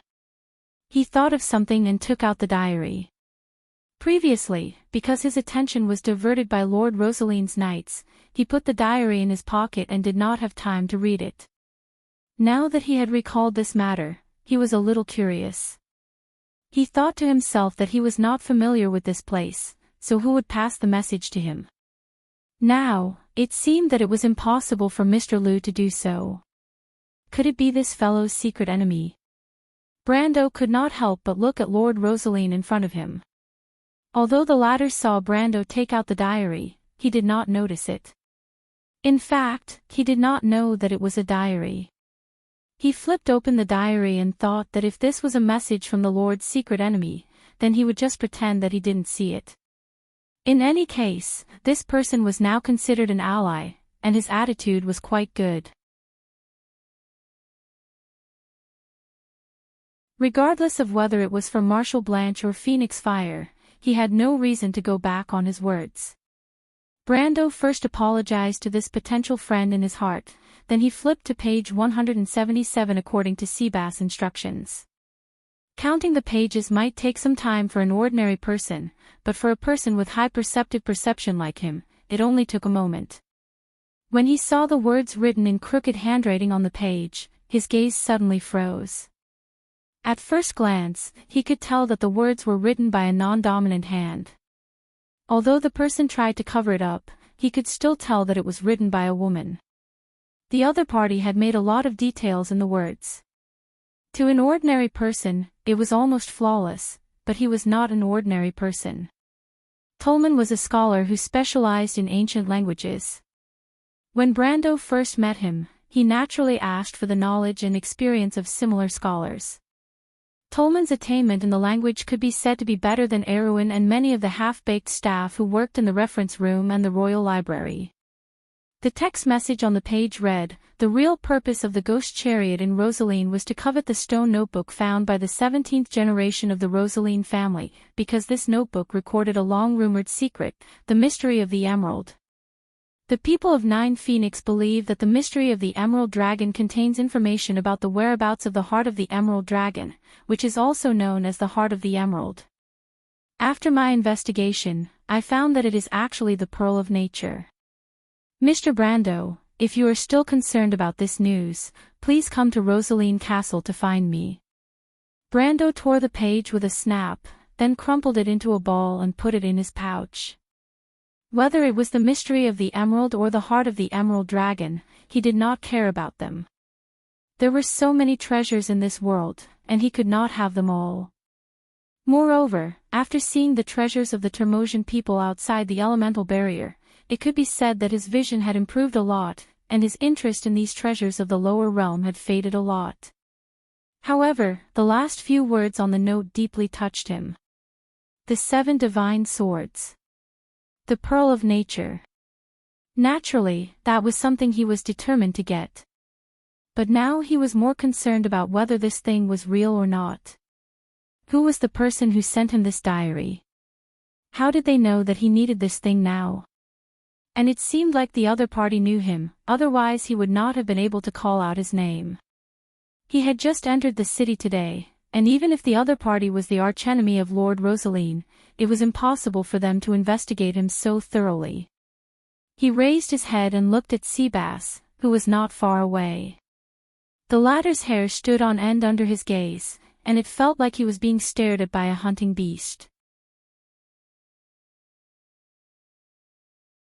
Brando raised the diary, which had a feminine aura, and waved it in front of the other party. "Who asked you to deliver it?" The youth was stunned, then shook his head vigorously. "Sir, I can't say. But didn't you say that as long as I read this diary, I can tell you this?" Seabass glanced at Lord Rosaline, who was not far away. He thought to himself, that was then, this is now. If I were to mention Miss Delphine's name in front of Lord Rosaline, wouldn't I be betraying her? Brando saw through his gaze, so he turned to Lord Rosaline and asked, "Do you know him?" Lord Rosaline looked at Seabass in confusion. Fortunately, he was not a truly important person. Even though there were many servants in Rosaline Castle, it was not to the extent that he did not recognize his own blacksmith's apprentice. "I think I know him." Lord Rosaline raised his head and said angrily, "Who are you, and why are you here? How dare you not answer Sir's question?" He then explained to Brando with a bashful face, "Sir, he is still a child and is not very sensible. Please don't be angry, I will immediately explain to him what is going on." Brando shook his head. "There is no need for that. This is a clever lad, and he is a good person." Seabass was still a little uneasy at first. After all, he did not know the consequences of going against the will of an important person. His uncle, Enchanting, who was behind him, kept winking at him, but for Miss Delphian, he was ready to go all out. P.S. As usual, the progress did not follow my expectations.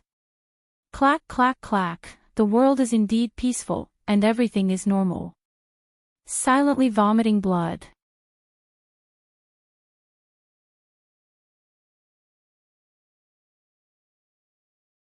Chapter 1240. However, he did not expect Brando to say such a thing, and the dark-skinned youth was overjoyed. He knew that this young man's position in his lord's heart was very important, and Brando's words were a great help to him. As expected, he saw his lord giving him a look of praise, and he could not help but feel elated. At the same time, he felt a little guilty. No matter what, he still could not answer Brendel's question. He did not know that Brendel actually did not need to get any information from him. From Lord Rosaline's reply, Brendel knew that this letter should be from within Rosaline Castle. Then this person's identity was somewhat interesting. The other party seemed to be a female. Brando could not help but turn around and ask, "My lord, do you have any spies in the castle? If you send someone to retrieve the blueprint, will they threaten your family?" Rosaline shook his head. "Don't worry, my lord. I am usually alone. Even though I have 2 sons, they are not in Rosaline right now." But when he said this, he suddenly paused and revealed a somewhat hesitant expression. Brando thought to himself that he did not even have a daughter. That was strange. Other than that, what other women would have a higher status in the castle? Could it be that the butler was a woman? Other than Ondina and Flofa, he had not seen any other nobles using female butlers. Hence, Makarov and the rest looked at him strangely. In fact, Tonajul and Radner had said that he was a lecherous man. It was not that he did not know about such rumors. Brando did not notice Rosaline's expression immediately, and asked casually, "My lord, do you have any guests in the castle?" He did not expect that his casual question would cause such a huge reaction from the other party. Rosaline immediately stuttered, as though he had suddenly thought of something, but could not say it out loud. If he had not noticed the flash of hesitation in Lord Rosaline's eyes before, he could not help but notice the huge change now. He wondered if he had hit the nail on the head. He subconsciously asked, "What is it, my lord?" Rosaline opened his mouth and was about to answer, but at this moment, a group of people riding on wingless dragons rushed over in a panic, causing the stones on the ground to jump up. Brando turned around and saw that those people were Kasaf and his men that he had sent out earlier. Before they even got close, they saw Brando and his lord and shouted, "Bad news! My lord, Miss Delphian has been taken away by Ghost Chariot's men." "What?" Rosaline's expression immediately changed, as though his worries had come true. He swayed on his horse, and if it was not for Brando's quick reflexes, he would have fallen off his horse again. At the same time, Brando heard another shout from behind him. "What?" He heard it clearly, it was the voice of the young man called Seabass. Brando's heart was suddenly clear, as he had heard it clearly. "Miss Delphian has been taken away by Ghost Chariot's men. There might be many people in this world named Delphian, but he did not doubt that Miss Delphian was the daughter of the Prime Minister. Although he was not sure how she came here, or how she knew that he was looking for the nature pearl, the contents of the letter in his hand had proven everything. No wonder he felt that the writing style was familiar. Back at Fathom Port, this Prime Minister's daughter had been doing paperwork for him, and he had seen many of her reports on the front line and supplies. When he heard this name, Brando could not help but frown. Back at Fathom Port, he had forgiven this woman, and after that, she seemed to have let go of her hatred. However, later on in Rushta, when the Roman's aunt went to the Cat and Beard Inn to save the waitress, she discovered something. Later on, she had privately mentioned this matter to him in the White Rose Garden. Although he was not completely sure, when the Roman was plotted against by the tree herders, this Prime Minister's daughter might have played a part in it. Brando actually believed this at that time. Later on, he had carefully thought about Delphian's motives. She had meticulously planned to help him fight against the Empire, and on the surface, it was for the Nydevan family. However, this statement was a little abrupt, and not only him, but Medisha and Amandina had also reminded him more than once. Even the little princess, who was usually aloof from worldly affairs, had a conflict with her. In fact, he knew in his heart that her intentions were not that simple, but when this woman was caught in the dragon flames, she was indeed a little pitiful. For the sake of the Silver Dragon Lady, he had agreed to let go of his hatred. But later on, he realized that Delphian had done this to create an irreconcilable hatred between him and the Silver Queen. Because the Empire could not be overturned, the hatred would continue. She just did not expect the Silver Queen's final outcome, or else her target of revenge would not only be him, but also the entire kingdom of Erewhon. After the trip to the elemental barrier, especially after the battle with Dusk, he gradually understood this matter. It could only be said that this woman's heart was really too crazy. He recalled the time at Fathom Port, the Prime Minister's daughter who often buried herself in writing records in the study room. The sunlight that penetrated through the grated window fell on her body, and she seemed so quiet and skilled. He really could not believe that such a woman's heart could be so vicious and paranoid. Thinking of this, Brando could not help but hesitate. First, he doubted whether the letter was real or fake. No matter how Delphian knew that he was looking for the nature's orb, after playing the trick of crying wolf for so many times, it was natural for people to have this kind of association, which made him suspect that the woman was lying. To be exact, he did not want to save such a woman, nor did he want to have any dealings with her. In fact, because of the Roman's experience, if she was in front of him at this moment, it was still a question whether he could control himself from killing her. On the other hand, there was only one nature's orb in this world, and it might be the only way to save this world and save the Roman. If he missed this opportunity, who knew how much time he would have to waste? If the nature's orb was really in Nine Phoenix, he did not know when he would be able to return here. Going back and forth would take almost a year. While he was still hesitating, Lord Rosaline could not help but say, "My lord, Miss Delphian is the most distinguished guest in my territory." He subconsciously looked at Brendel and Blanche with pleading eyes, but he did not dare to say the words out loud.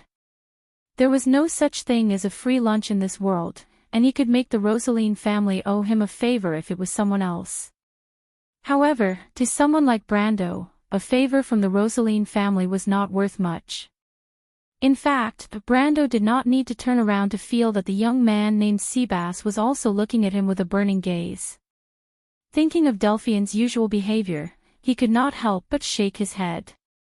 He thought to himself that this woman really liked to play with people's hearts. It was impossible for him to have any good feelings towards such a person. However, Huang Hua did not know that the person at the center of this topic was such a person. She could not help but show a look of disgust. The people from the ghost chariot actually kidnapped a lady. They are getting more and more despicable. However, she did not ask her teacher to help.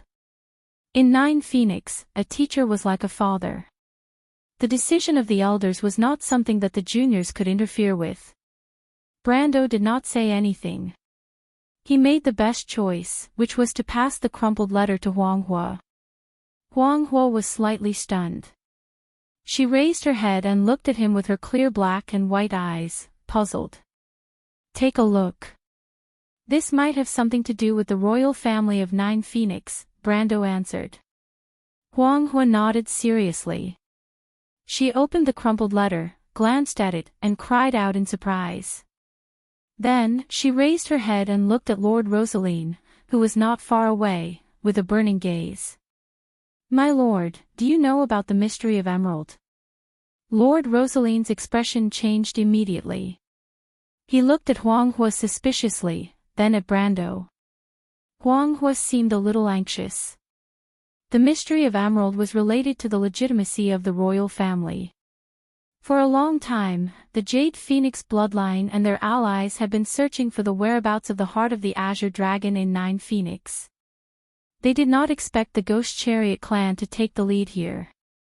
She had previously asked Brando for help in a hurry, which was actually against the etiquette of the Nine Phoenix. However, as a daughter of the royal family, she had to put down her reservations for this matter. One could imagine how important this secret was. Her fixed gaze seemed to have seen through Lord Rosaline's heart. She immediately said, "My lord, no one knows better than the Jade Phoenix bloodline what the mystery of Emerald means to the Rosaline family. The Nine Phoenix can give you what the Ghost Chariot clan cannot. You should know what I'm talking about." Lord Rosaline seemed to have understood at once. He turned to look at Mr. Bobin, who nodded at him immediately. As an important minister of the Rosaline family in the previous dynasty, the Marshal obviously knew some of the secrets of the Rosaline family.